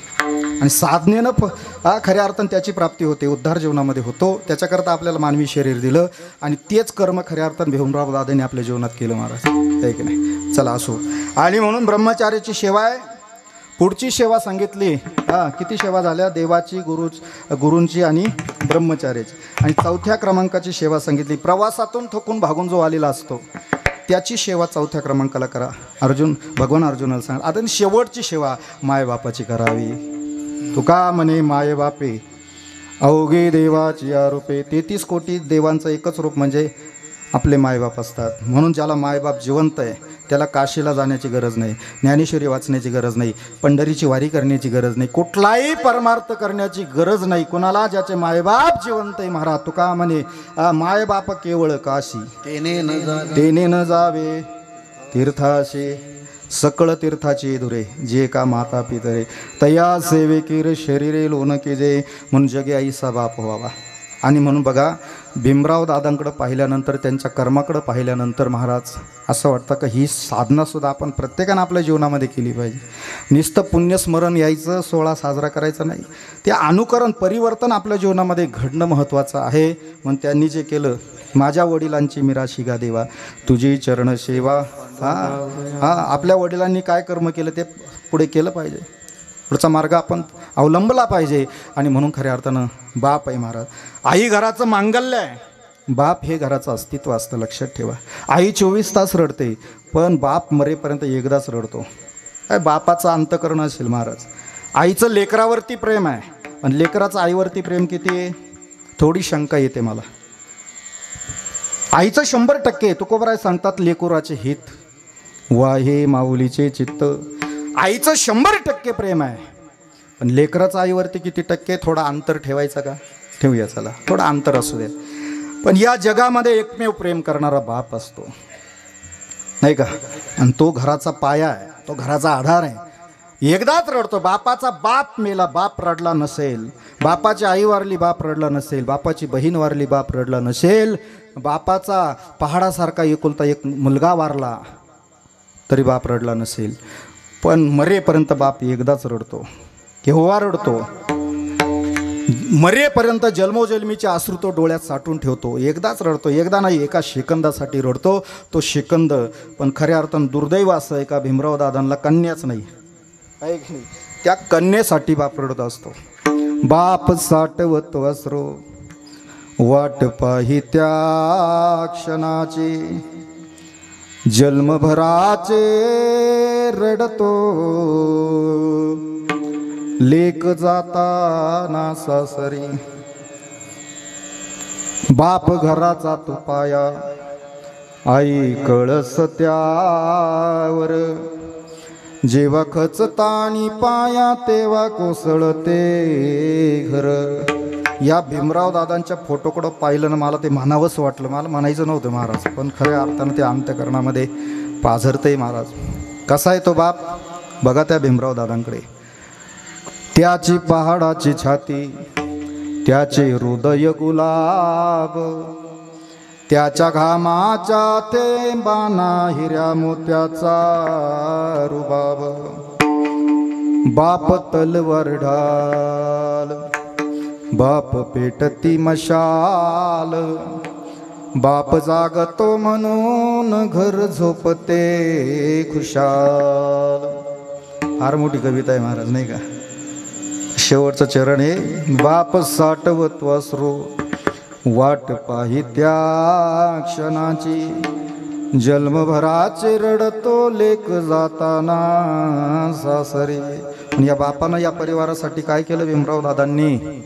आज तृतीय पुण्यस्मरण होतंय. काय केलं? ज्याने जपले मुलांना तळ हाती पाकळ्यात, आशा बापासाठी आली थोडी आसवे डोळ्यात, थोडी आसवे डोळ्यात, थोडी आसवे डोळ्यात. नाही का बापाचा अंतकरण आहे. 100% प्रेम मुलीवरती बाप करतो आणि मुलगी सुद्धा 100% बापावरती प्रेम करत असते महाराज. मुलगा शाळेत पास झाला, आई पेढे वाटते. पेढे खाणारे म्हणते वा आईनं पेढे वाटले. पेढे खाणाऱ्यांनो आईनं पेढे वाटले, आईचं कौतुक तुम्ही करतात. पण हे पेढे खाण्याकरता तुम्हाला मिळाले. बापानं वर्षभर फी भरली शाळेमध्ये, लोकांच्या हातापाया पडला तो बाप, लेकरांना नोकरीला लावलं. पेढे वाटणारी आई जगाला दिसते पण लोकांच्या हातापाया पडणारा बाप लोकांना दिसत नाहीये. यशोदेनं भगवान कृष्ण परमात्म्याला सांभाळलं, जगानं कौतुक केलं माता यशोदेचं. पण यशोदेला कृष्ण पाहण्यासाठी वसुदेव कुठं विसरले? त्या वसुदेवानं झिमझिम पावसामध्ये रात्री 12 वाजता यमुनेच्या महापुरामधून भगवान गोपाल कृष्ण परमात्म्याला गोकुळात नेलं नसतं, यशोदेला कृष्ण दिसला असता का? वसुदेव किती महत्वाचा आहे. बाप आपला आधार आहे. चला आपल्या बहिणीच्या लग्नात आपली आई सकाळी नवी साडी नेसते, मुलीच्या अंगावरती अक्षता टाकण्याची वेळ होते, त्या बापाला जुने कपडे बदलण्याकरता वेळ नसतो, तो बाप असतो. मुलगी सासरला निघाल्यानंतर तिच्या गळ्यात गळा घालून आई रडते, तिच्या गळ्यात गळा घालून आई रडते. पण बाप कुठं रडतो? मुलीच्या गळ्यात गळा घालून रडत नाही, मंडपाच्या पाठीमागं जातो, मंडपाचा पडदा सोडतो, ढसा ढसा रडतो. एकांतात त्या मंडपाच्या पडद्याला डोळे पुसतो, तो आमचा बाप असतो. छत्रपती शिवाजी महाराजांनी स्वराज्य मिळवलं म्हणून छत्रपती शिवाजी महाराजांच्या डोक्यामध्ये सोन्याचा मुकुट आहे, 32 मानाचं सिंहासन आहे. राजांना हे वैभव मिळालं, स्वराज्य मिळवलं म्हणून. पण हे सर्व वैभव पाहिल्यानंतर महाराष्ट्राचा जाण होता राजा छत्रपती शिवाजी महाराज ढसाढसा रडले. महाराज जिजाऊ माँसाहेब शिवांच्या जवळ गेला. राज का रडतात? राजा रडू नका, राजा स्वराज्य मिळवलंय, राजा सोन्याचा मुकुट आहे, 32 मनाचं सिंहासन आहे, राजा रडू नका. महाराजांच्या मुखामधून शब्द बाहेर पडले आणि महाराज म्हणू लागले, माँसाहेब स्वराज्य मिळवत असताना काबाड कष्ट झाले म्हणून मी रडत नाहीये, सोन्याचा मुकुट डोक्यात आहे म्हणून रडत नाहीये, 32 मनाचं सिंहासन आहे म्हणून रडत नाही. माँसाहेब का रडतात राज? माँसाहेब रडण्याचं एकच कारण आहे, आज मिळवलेलं वैभव पाहण्यासाठी, हे स्वराज्य मिळवलेलं पाहण्यासाठी, सोन्याचा मुकुट डोक्यात पाहण्यासाठी आणि 32 मनाचं सिंहासन पाहण्यासाठी. माँसाहेब माझा बाप शहाजी राजा जर जिवंत असता माँसाहेब माझ्या डोळ्यात कधीच अश्रू आले नसते. कारण सुपुत्रांनी मिळवलेलं वैभव पाहण्याकरता बाप असावा लागतो.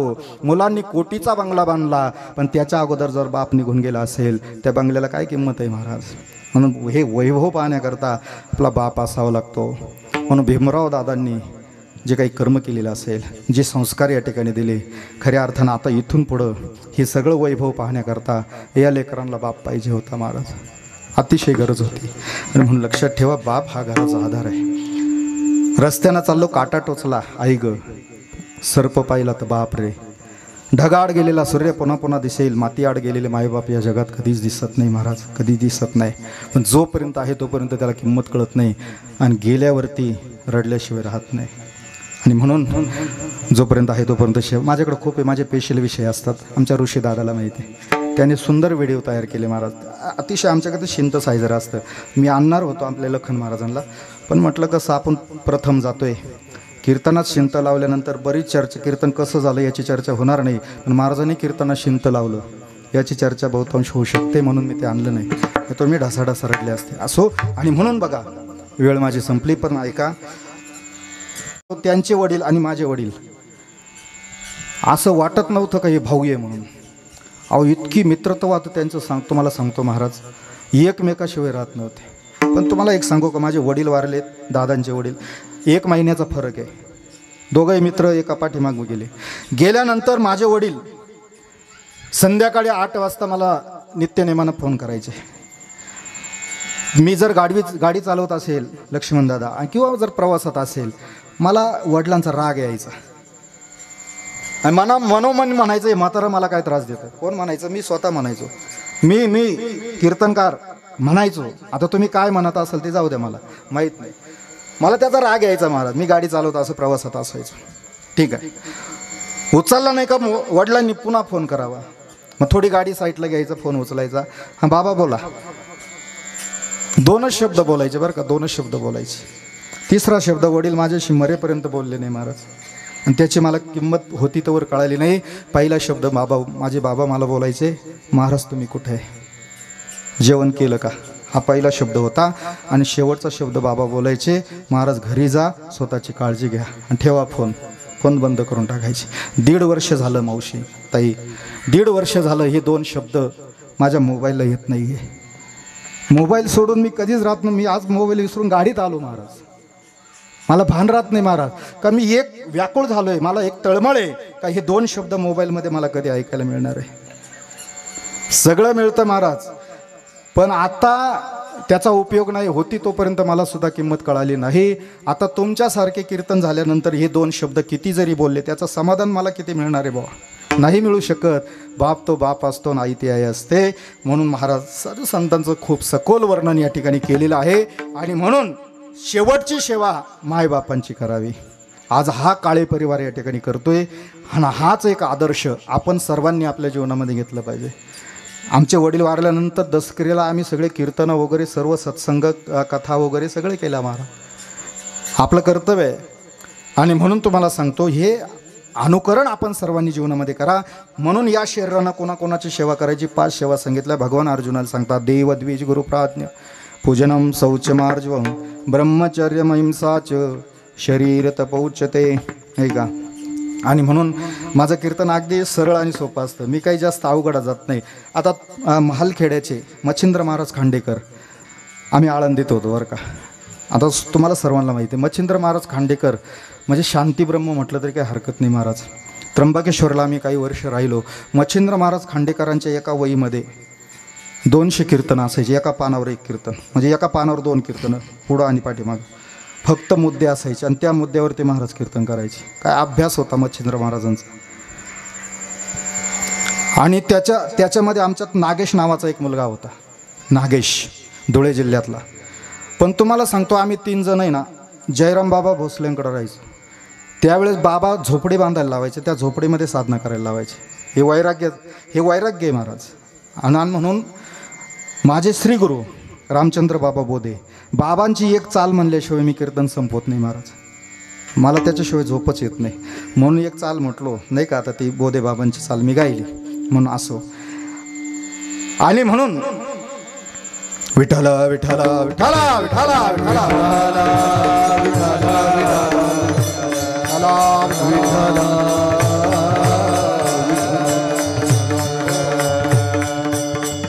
आपलं चिंतन चालू होतं काय. कोणत्या चिंतनावर आपलं होतो. आई वडिलांच्या चिंतनावर. म्हणून 5व्या क्रमांकाची सेवा आई वडिलांची. म्हणून सांगण्यासारखं सखोल याच्यावरती आपण बोलत होतो.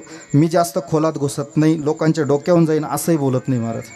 आणि या कीर्तनातून डोळ्यातून थेंब येतील काहीतरी परिवर्तन घडेल असं निश्चित बोलतो. आणि म्हणून काय झालं जास्त संस्कृत जास्त वेदांत आज मांडण्याचा कधी प्रयत्न करू नये महाराज. सर्वसामान्य लोकांना कळेल असं कीर्तन केलं. तो नागेश नावाचा मुलगा काय झालं त्याला आळंदीतच वैराग्य झालं महाराज. त्यानं आळंदीत ठरलं लग्न करायचं नाही संसार करायचं नाही एकांतात राहून परमार्थ करायचं. तो ऋषिकेशला गेला नागेश. तो ऋषिकेशला गेलो. मी नाशिकला आलो. प्रपंच चालू झाला. आता मच्छिंद्र महाराज आता घरी असतात वगैरे. मग काय झालं तो ऋषिकेशला गेल्यानंतर 11 वर्ष तिथं संस्कृत शिकला. त्या ऋषिकेशला अभ्यास केला. पण तुम्हाला सांगतो जे काय बोलायचं ते संस्कृत. काही बोलायचं ते असेल संस्कृत. मग खऱ्या अर्थाने एकदा नाशिकला आले. आमची भेट झाली. म्हटलं महाराज मलाही वेळ नाही तुम्हाला वेळ नाही. एक काम करा संध्याकाळी जेल रोडमध्ये ज्ञानेश्वर मंदिरामध्ये 7 ते 9 माझं कीर्तन आहे. कीर्तनाला या आणि कीर्तन झाल्यानंतर आपल्या घरी जाऊ आणि सुंदर गप्पा मारू महाराज. बालपणीचा काळ सुखाचा नाही का. आळंदीमधलं सगळं आपण चिंतन करू. मग काय झालं ठीक आहे म्हटली. माझं 7 ते 9 कीर्तन झालं. घरी जाण्याची वेळ झाली पण महाराज काही आलेच नाही. संस्कृत पाठ करून आले. वेदांत सगळं तयार करून आले महाराज. आलेच नाही. दुसऱ्या दिवशी पुन्हा आमची भेट झाली. भेट झाल्यानंतर म्हटलं महाराज काय हो तुम्ही फसवलं म्हटलं रात्री तुम्ही आले नाही. आता ते का आले नाही यांना फक्त एका शब्दात सांगायचं होतं पण ते खऱ्या अर्थानं शास्त्री झाले होते. म्हणून त्यांनी एक शब्द किती लांबवला बघा. ते म्हटले महाराज मी कीर्तनाला मोटरसायकलवर बसलो.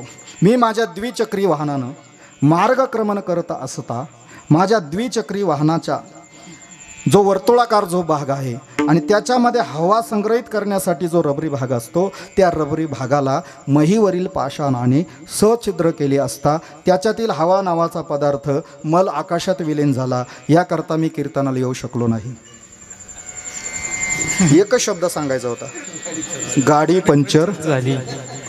पंक्चर झाली याच्याकरता एवढं सांगावं लागतं. मी माझ्या द्विचक्री वाहनाने मार्गक्रमण करत असता माझ्या द्विचक्री वाहनाचा जो वर्तुळाकार जो भाग आहे त्याच्यामध्ये हवा संग्रहित करण्यासाठी जो रबरी भाग असतो त्या रबरी भागाला महीवरील पाषाणाने सछिद्र केले असता त्याच्यातील हवा नावाचा पदार्थ मल आकाशात विलीन झाला. याकरता मी कीर्तनाला येऊ शकलो नाही. मग याच्यापेक्षा म्हटलं असे महाराज गाडी पंक्चर झाली म्हणून मी आलो. किती सोपं होतं महाराज. म्हणून मी असंही वेदांतात घुसायचं नाही. एका शब्दात कितीतरी लांबवायचं नाही नाही का. सर्वांना पटेल रुचेला असं कीर्तन करायचं. आणि म्हणून महाराज म्हणतात आपल्या शरीराने 5 सेवा करावी. देवद्विज गुरु प्राज्ञ पूजनम शौचमार्जवम ब्रह्मचर्य महिंसाचे शरीर तपौच्यते. आणि म्हणून ही कायिक सेवा काहीक शेवेपर्यंत 9 वाजले. आता त्याच्या पटपट सांगतो, गोड गोड चिंतन करतो. आता पुढे ऐका. त्याच्यानंतर दुसऱ्या क्रमांकाची सेवा महाराज सांगतात, वाचिक सेवा. वाचेनं काय करावं याच्याकरता काही शास्त्र आहे. मग काय वाचेनं करावं? मला तरी असं वाटतं ज्ञानोबरांची एकच ओवी तुम्हाला सांगतो. साचा नि मवाळ मितुल्या नि रसाळ शब्द जैसे कल्लोळ अमृताचे. म्हणून महाराज सुद्धा सांगतात, आपली वाणी अमृतासारखी ठेवा. बरं का, आपली वाणी अमृतासारखी ठेवा. मुखी अमृताची वाणी, मुखी अमृताची वाणी देह देवाचे कारणी. हो नाही का, मुखी अमृताची वाणी. आळंदी वारकरी शिक्षण संस्थेचे अध्यक्ष गुरु नामगुरु वैकुंठवासी विठ्ठल बाबा चौधरी बोलण्याकरता 3 वर्ग सांगायचे. वाचिक सेवा सांगतोय तुम्हाला नाही का. बाबांचे 4 वर्ग तुम्हाला सांगतो. बाबा म्हणायचे, एक वर्ग सत्य बोलतो गोड बोलत नाही, दुसरा वर्ग गोड बोलतो सत्य बोलत नाही, तिसरा वर्ग सत्यही बोलत नाही आणि गोडही बोलत नाही, हा तिसरा वर्ग आहे. आणि चौथा वर्ग सत्य बोलतो गोड बोलतो. आता पहिला वर्ग सत्य बोलतो गोड बोलत नाही. याच्याकरता एक उदाहरण. एक मुलगा 5 वर्षाचा समोर उभा होता. दारामध्ये त्याची आई उभी होती. त्या मुलाला विचारलं, बाळा, ही दारामध्ये उभी असणारी बाई तुझी कोण? त्याची कोण होती? आई. तो सत्य बोलला, लक्ष्मण दादा, पण गोड बोलला नाही. तो काय म्हटलं माहिती आहे, महाराज, ही माझ्या बापाची बायको आहे. बापाची बायको खोटं आहे का? असत्य आहे का? सत्य आहे, खरं आहे, पण ते बरं नाही आहे का, गोड नाही, चांगलं नाही आहे. बापाची बायको खरी आहे. तो म्हटला असता महाराज आई आहे, गोड वाटलं असतं. पण सत्य बोलतो, गोड बोलत नाही. तिसरा वर्ग गोड बोलतो, दुसरा वर्ग गोड बोलतो, सत्य बोलत नाही. पंचवार्षिक निवडणुका सुरू झाल्या. विधानसभा असेल, लोकसभा असेल, ग्रामपंचायतीचं विलक्षण असेल.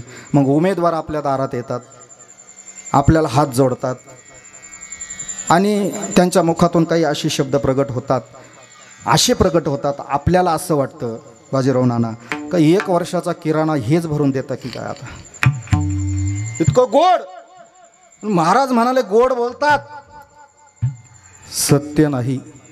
लक्षात ठेवा, मी सर्वांबद्दल बोलणार नाही, त्याच्यामध्ये काही आहे नाही का. आमच्याकडे एकच नगरसेवक आहे उभ्या महाराष्ट्रामध्ये महाराज, एकच नगरसेवक.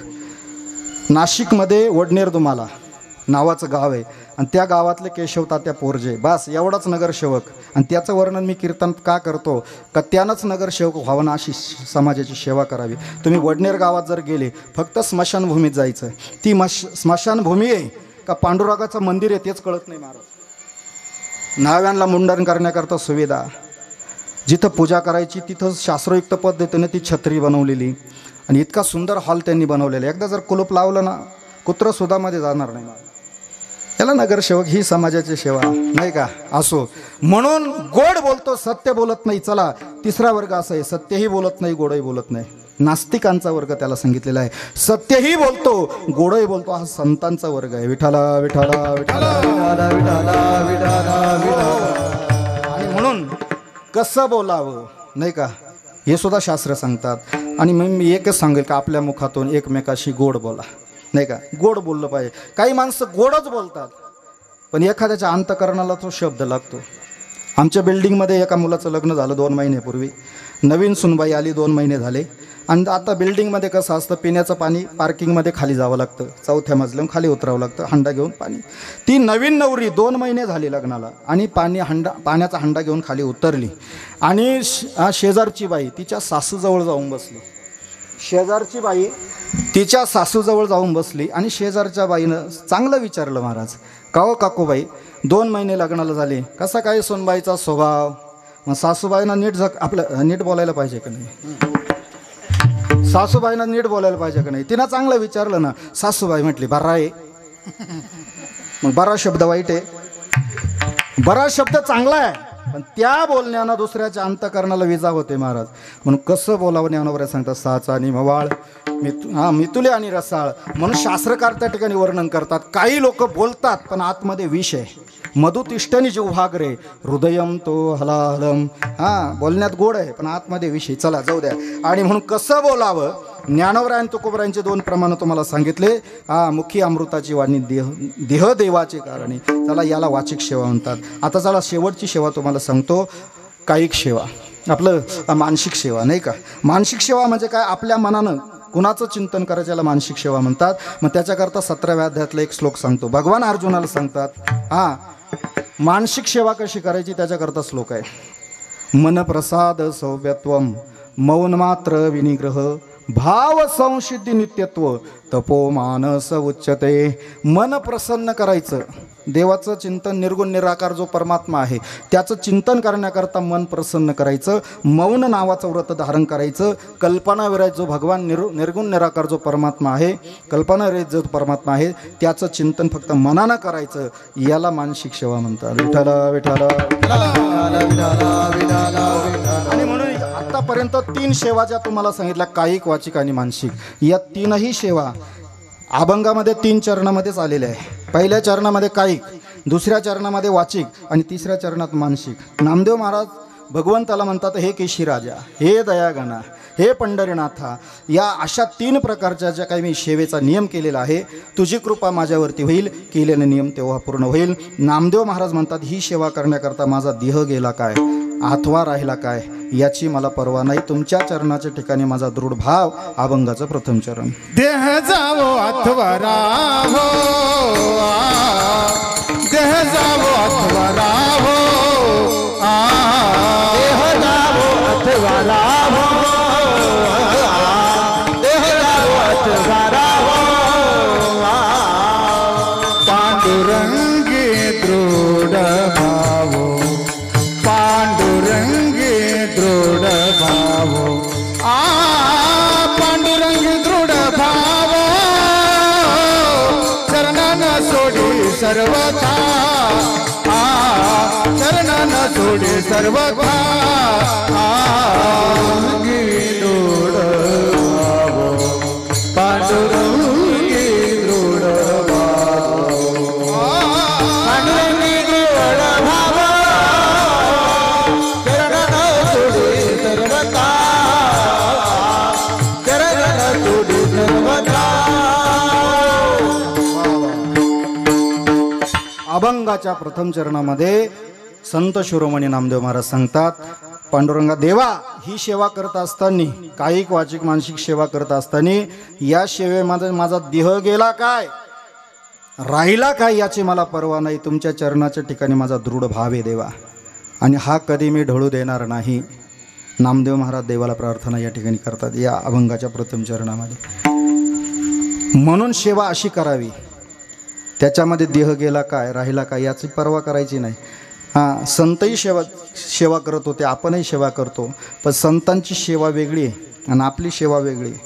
आपण ठरवून घेतल्यानंतर आज कीर्तन सेवा मोबाईलवर टाकतो, हे वेगळं आहे महाराज. सेवा शब्दाचा अर्थ तो नाही आहे.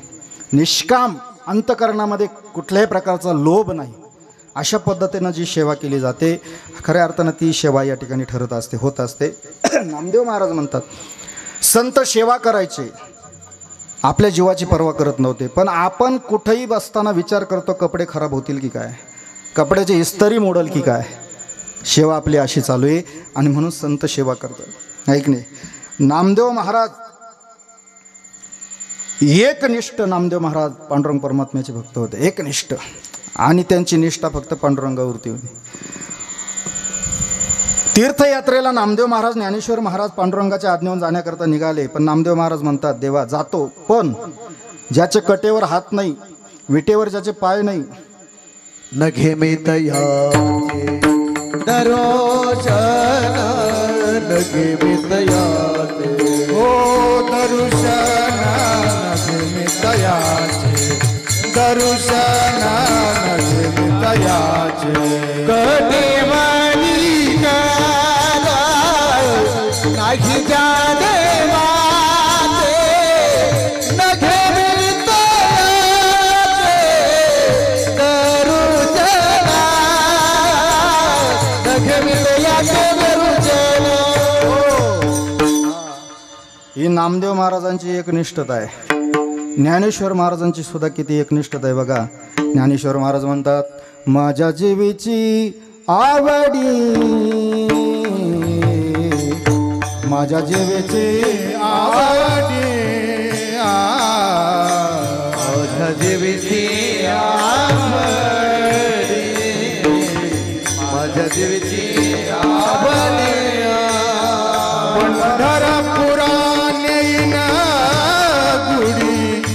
पंढरपुरा नेईन गुडिया पांडुरंगी मन रंगले पांडुरंगी मन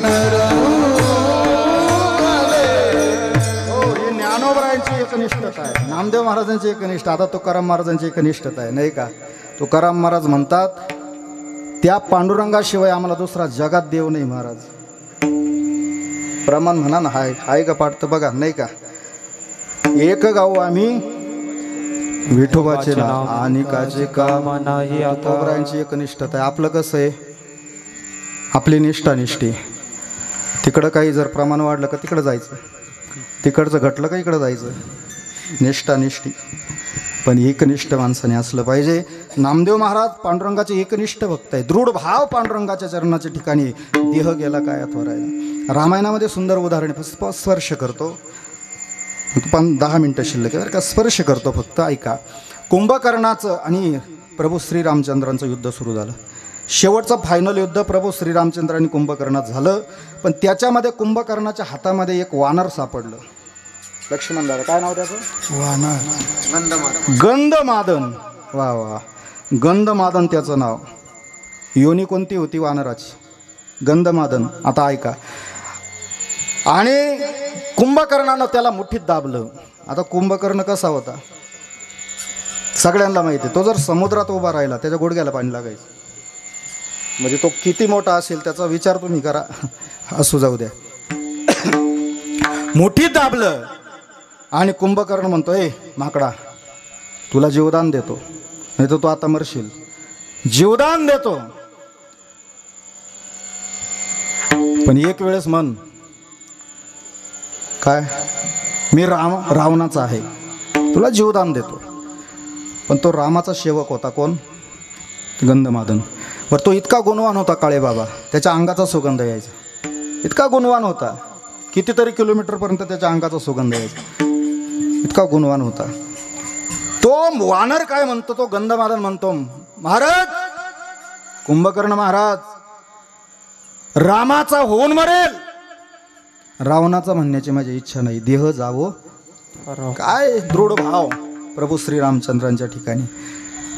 अहो त्या कुंभकर्णाला अतिशय राग आला आणि कुंभकर्णाने त्याची मुंडी दाबली. नाका डोळ्यातून रक्ताच्या चिळकांड्या उडाल्या. याही परिस्थितीत कुंभकर्ण म्हणतो, आता तरी म्हण, तुला जीवदान देतो, सोडतो म्हण. काय, मी रावणाचा आहे म्हण.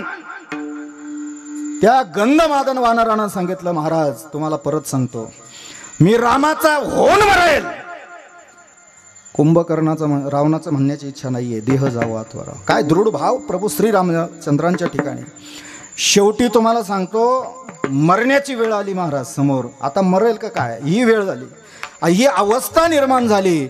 पण कुंभकर्णाने विचारलं, असा दृढ भाव तुमचा रामाच्या ठिकाणी का.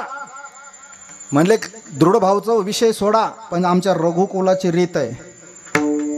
रघुकुल रीत सदा चल आये, प्राणन जाय पर वचन जाये. रघुकुल रीत सदा चल आये, प्राणन जाय पर वचन न जाये. रघुकुल रीत सदा चल आये, प्राणन जाय पर वचन जाये. प्राणन जाय पर वचन सुंदर दोहा महाराजांनी गायला नाही का. रघुकुल रीत सदा चले आई, प्राण जाय पर वचन न जाय. ही आमच्या रघुकुलाची रीत आहे महाराज नाही का.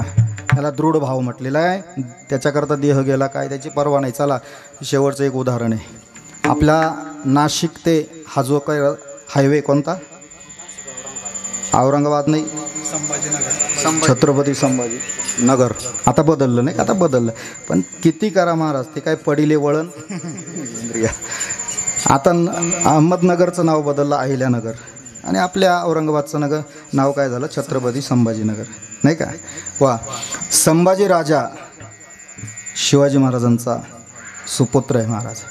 बाप तसा बेटा, कुंभार तसा बाबा तसा फेटा तशा चाटा, नोटानंतर चाटा तशा नोटा आणि शेवटी दिला तर नारळाचा गोटा. राजे बघा कसे. हा, छत्रपती संभाजी राजांना औरंगजेबानं पकडलं. औरंगजेब त्या राजांशी, संभाजी राजांशी बोलणे करू, ए संभा, ए संभा, आता तुम्हाला जमलं तर करा ऑपरेटिंग, नाही का, थोडा प्रयत्न करतो बरं का. ए संभा, थोडा ऐको, नाही का, ए संभा, माझी एकुलती एक मुलगी देतो, अर्ध राज्य देतो, एक वेळेस मान, मुसलमान आहे मान. राजा संभाजी होता महाराज. संभाजी राजांनी सांगितलं, महाराज हिंदूचा होऊन मरेल, मुसलमान म्हणण्याची इच्छा नाहीये, देह जावं अथवा. काय दृढ भाव धर्मावरती महाराज. म्हणून तुम्हाला एकच सांगतो, आजच्या अभंगात नियम आहे ना, 4 नियम पाळा, धर्म, नीती, नियम आणि कायदा. या 4 नियमांचं पालन करा, जीवन सफल होणार आहे. आणि तुकाराम महाराज सांगतात, धर्माचे पालन किंवा धर्म रक्षावया, आम्हासाठी अवतार, भक्त राखे पायापाशी, वगैरे वगैरे वगैरे. परमात्मा अवतार धारण करतात कशा करता? धर्माचं रक्षण करण्याकरता. आणि आपल्या भारत देशावरती या धर्मावरती संकट आहे की नाही. म्हणून पहलगाम, पाठीमागचा इतिहास बघा, पहलगाममध्ये काय घडलं, भारतीय नागरिक मारले आतंकवाद्यांनी. गोळी झाडण्याच्या अगोदर विचारलं, गाव विचारलं नाही, देश विचारला नाही, नाव विचारलं नाही, धर्म विचारला, सांगितलं हिंदू धर्म. जागेवरती गोळ्या झाडल्या, प्राणाला मुकावं लागलं. धर्मावरती एवढं संकट आहे. धर्म म्हणजे काय? खरा तो एकची धर्म. साने गुरुजींची कविता बघा. आणि मी म्हणतो, प्रत्येकानं आपल्या 4 व्हीलरवरती एक नाव टाका. एक जबाबदारी आपल्या हिंदू धर्माची. एक वाक्य तुम्हाला सांगतो, धर्मो रक्षती धर्मो रक्षिती रक्षिताहा. गायक, वादक, मृदंगाचार्य महाराज मंडळींच्या गाडीवर तर अवश्य असलं पाहिजे. इतरांचं द्या सोडून, आहे की नाही. आपल्या गाडीवर असलं धर्मो रक्षती, नाही तर धर्माबद्दल बोलायचं आणि संकट आलं का पळून जायचं नाही महाराज. असो, धर्म, नीती, नियमाने कायदा. चला, हां, संभाजी राजा, औरंगजेबाला राग आला. औरंगजेबानं काय केलं, महिला मंडळ, झालं माझं कीर्तन बरं का. उपवासाच्या दिवशी कुकरमध्ये बटाटा शिजवल्या जातो. शिजवल्यानंतर जो बटाटा बाहेर काढतात त्याचे ते साल्टी जी काढतात ना तुम्ही बटाट्याची, छत्रपती संभाजी महाराजांच्या अंगाची कातडी काढली औरंगजेबानं.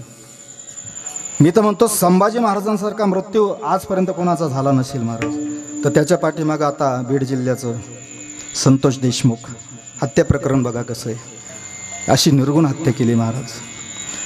चला, आणि म्हणून अंगाची कातडी काढली. औरंगजेब सांगतो, आता तरी म्हण, मुसलमान आहे, तुला जीवदान देतो.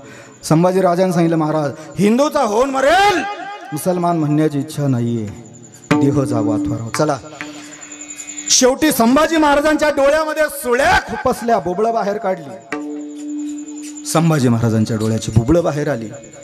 आणि याही परिस्थितीमध्ये औरंगजेब म्हणतो, आता तरी म्हण. पण शेवट धर्मावरती निष्ठा, दृढ भाव ढळू दिला नाही. राजा संभाजी होता आणि त्याला संभाजी म्हणतात.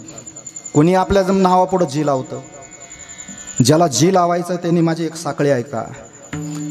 65 किलोची तलवार उचलतो त्याला एसा जी म्हणतात. 2000 सैन्यांबरोबर युद्ध करतो त्याला बाजी म्हणतात. युद्धामध्ये हात तुटला, युद्ध बंद करत नाही, त्याला काय म्हणतात? तानाजी म्हणतात. तानाजी दिल्लीच्या तख्त्यावरून 8.5 तासामध्ये रायगडावरती जाऊन पोहोचतो, त्याला संता जी म्हणतात. दुसऱ्याच्या तंबूचा कळस 1.5 तासात छाटून काढतो, त्याला धना जी म्हणतात. सिंहाच्या जबड्यात घालून हात, मोजीनं दात, ही जात मराठ्याची, याला संभाजी म्हणतात. सिंहाच्या जबड्यात घालून याला संभाजी म्हणतात. आणि या सर्वांना एकत्र आणून स्वराज्याची स्थापना जो करतो त्याला या महाराष्ट्राचा जाणता राजा छत्रपती शिवाजी महाराज म्हणतात. छत्रपती शिवाजी महाराज म्हणतात. छत्रपती शिवाजी. देह जावो अथवा राहू, नाही का. चला, आता 5 मिनिटं सेवा आहे, सेवा लगेच थांबवतो. म्हणून एका चरणावरती थोडा विचार केला, देह जावो अथवा राहो पांडुरंगी दृढभाव. आता शेवटच्या दुसऱ्या चरणाची शंका सांगतो, कीर्तन थांबवतो. कारण पुन्हा जर कधी योग आला तर राहिलेले 2 चरण मला पुन्हा आठवण करा, त्याच्यावरती थोडं चिंतन आपण या ठिकाणी करू. पण शेवटचं असं आहे का नामदेव महाराज सांगतात, देवाला म्हणतात, देह गेला काय राहिला काय मला त्याची परवा नाही आहे, दृढभाव तुमच्या चरणाच्या ठिकाणी आहे. मग का हो, नामदेव महाराज म्हणतात चरणाच्या ठिकाणी नामदेव महाराजांचा दृढ भाव आहे. आणि नामदेव महाराज म्हणतात हे चरण पांडुरंगाचे चरण धरले मी कधीच सोडणार नाही, असं नामदेव महाराज म्हणतात. पण देवाच्या चरणात असं काय आहे का नामदेव महाराज सांगतात, चरण न सोडी सर्वता अभंगाचं 2रं चरण. चरण न सोडी सर्वता, चरण न सोडी सर्वता, चरण न सोडी सर्वथा, चरण न सोडी सर्वथा.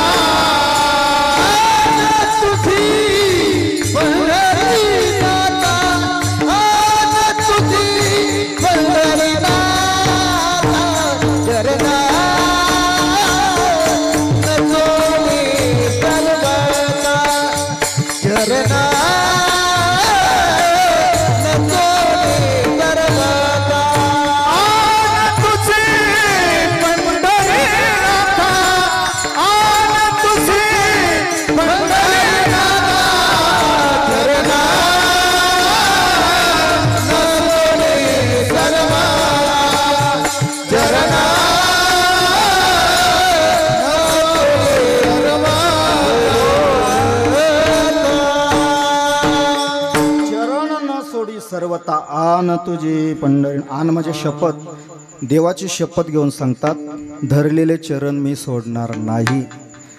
मग नामदेव महाराज असं म्हणतात, पण नामदेव महाराज का म्हणतात चरण सोडणार नाही? असं चरणात काय आहे? काहीतरी असल्याशिवाय नामदेव महाराज म्हणत नाही, आहे की नाही? काय आहे देवाच्या चरणामध्ये? म्हणून तुकोबराय एक प्रमाण आहे तुकोबरायांचं, आणि तुकोबराय म्हणतात देवाच्या चरणात काय आहे त्याच्या प्रमाणात सांगतात. तुका म्हणे काही न मागो आणि तुका म्हणे काही न मागो आणि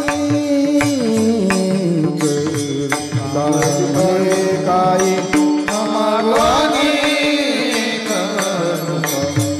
काय न मागो आणि तुका म्हणे काही, तुका म्हणे काही, तुका म्हणे काही न मागो आणि तुका म्हणे काय न मागो आणि तुका म्हणे काय न मागो आणि तुझे पायी सुख सर्व आहे, तुझे पायी सुख सर्व गोड तुझे रूप, गोड तुझे रूप, गोड तुझे तुझे पायी सुख सर्व आहे, तुझे पायी सुख सर्व आहे, गोड तुझे रूप, गोड तुझे नाव, तुझे रूप, गोड तुझे मग देवाच्या चरणात काय तुकोबराय सांगतात, तुका म्हणे काही न मागो अनेक, आणि तुझे पायी सुख. देवाच्या पायात काय सुख आहे. म्हणून नामदेव महाराज म्हणतात चरण न सोडी सर्वता आन. शपथ घेऊन सांगतात. शपथ माणूस केव्हा घेतो आणि कुणाची घेतो? आपल्या प्रेमाची वस्तू जी असते अतिप्रेमाची, तिची शपथ घेतल्या जाते. नामदेव महाराजांच्या अतिप्रेमाची वस्तू म्हणजे भगवान पंढरीश परमात्मा आहे. आपण शपथ घेतो कोणाची?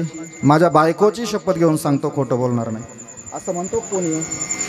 मग आपल्या आईची शपथ आपण घेतो, प्रेमाची वस्तू. चला, मग ते सुख प्राप्त करण्यासाठी नामदेव महाराज चरण धरतात. मग भगवान म्हणतात नामदेव महाराज ठीक आहे, मग इथं राहून तुम्ही काय करणार? वदनी तुझे मंगळनाम, हृदये अखंडित प्रेम, अखंड तुमच्या नामाचा जयघोष मी या ठिकाणी करेल, चिंतन करेल. आणि म्हणून आपण सर्वांनी सुद्धा या कलियुगामध्ये फक्त नामसंकीर्तन साधन पै सोपे, जळतील पापे जलमंतरी. देवाचं नामचिंतन करा. आणि म्हणून तुम्हाला सांगतो, देवाचं नाव घेणं सोपं का अवघड? रामाचं नाव घेणं सोपं का अवघड? सोपं, पण राम म्हणण्याची बुद्धी होणं अवघड आहे. भजन करण्याची बुद्धी तयार होणं हे अवघड आहे. देवाचं नाव घेणं सोपं आहे. म्हणून तुलसीदासांनी रामायणामध्ये सांगितलं, बुवा का देवाचं नाव घेण्याकरता अनंत जन्माचं पुण्य लागतं, भजन कीर्तन करण्यासाठी अनंत जन्माचं पुण्य लागतं. कुणाच्याही घरात किंवा कुठं भजन करता येत नाही. भाग्यवंता घरी भजन पूजन, त्याची वाट पाहे रघुनंदन. म्हणून अनंत जन्माचं पुण्य असून सुद्धा देवाचं नाव मुखात येईल याची नो गॅरंटी. तुलसीदास म्हणतात, जन्म जन्म मुनी जतन कराये, अंतराम कहीं आवत नहीं, अंतराम कहीं आवत नहीं. श्री राम जय जय राम, श्री राम जय जय राम, श्री राम जय राम जय राम. हो, वदनी तुझे मंगळ नाम, हृदय अखंडित प्रेम. आणि म्हणून नामदेव महाराज हे सेवा करतात, हे नियम करतात. म्हणून नामदेव महाराज सांगतात, हे पंढरीनाथा, हे केशी राजा, हा नियम जो केलाय हा शेवटपर्यंत मी चालवेल, शेवटपर्यंत. नामामने केशव राजा, नामामने केशव राजा, नामामने केशव राजा, नामामने केशव राजा. केलाने चालवी माझा, केला नेम चालवी माझा, चरण नसो दे सर्वथा, चरण नसो दे सर्वथा. केला नेम चालवी माझा, केला नेम चालवी माझा, चरणाना तो सर्वथा, चरणाना तो सर्वथा. आन तुझी पंढरीनाथा,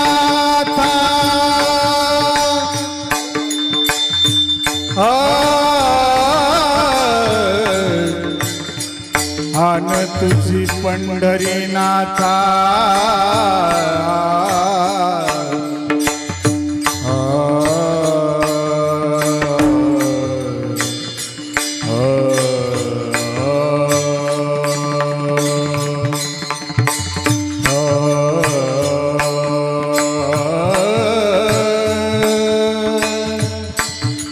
रे ना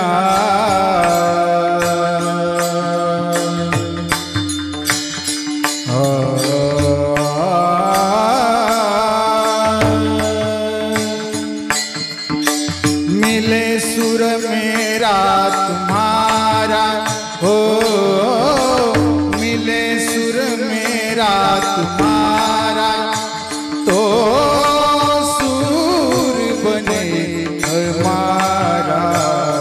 सुर की नदिया हर दिशा से, सुर की नदिया हर दिशा से बह गए सागर में.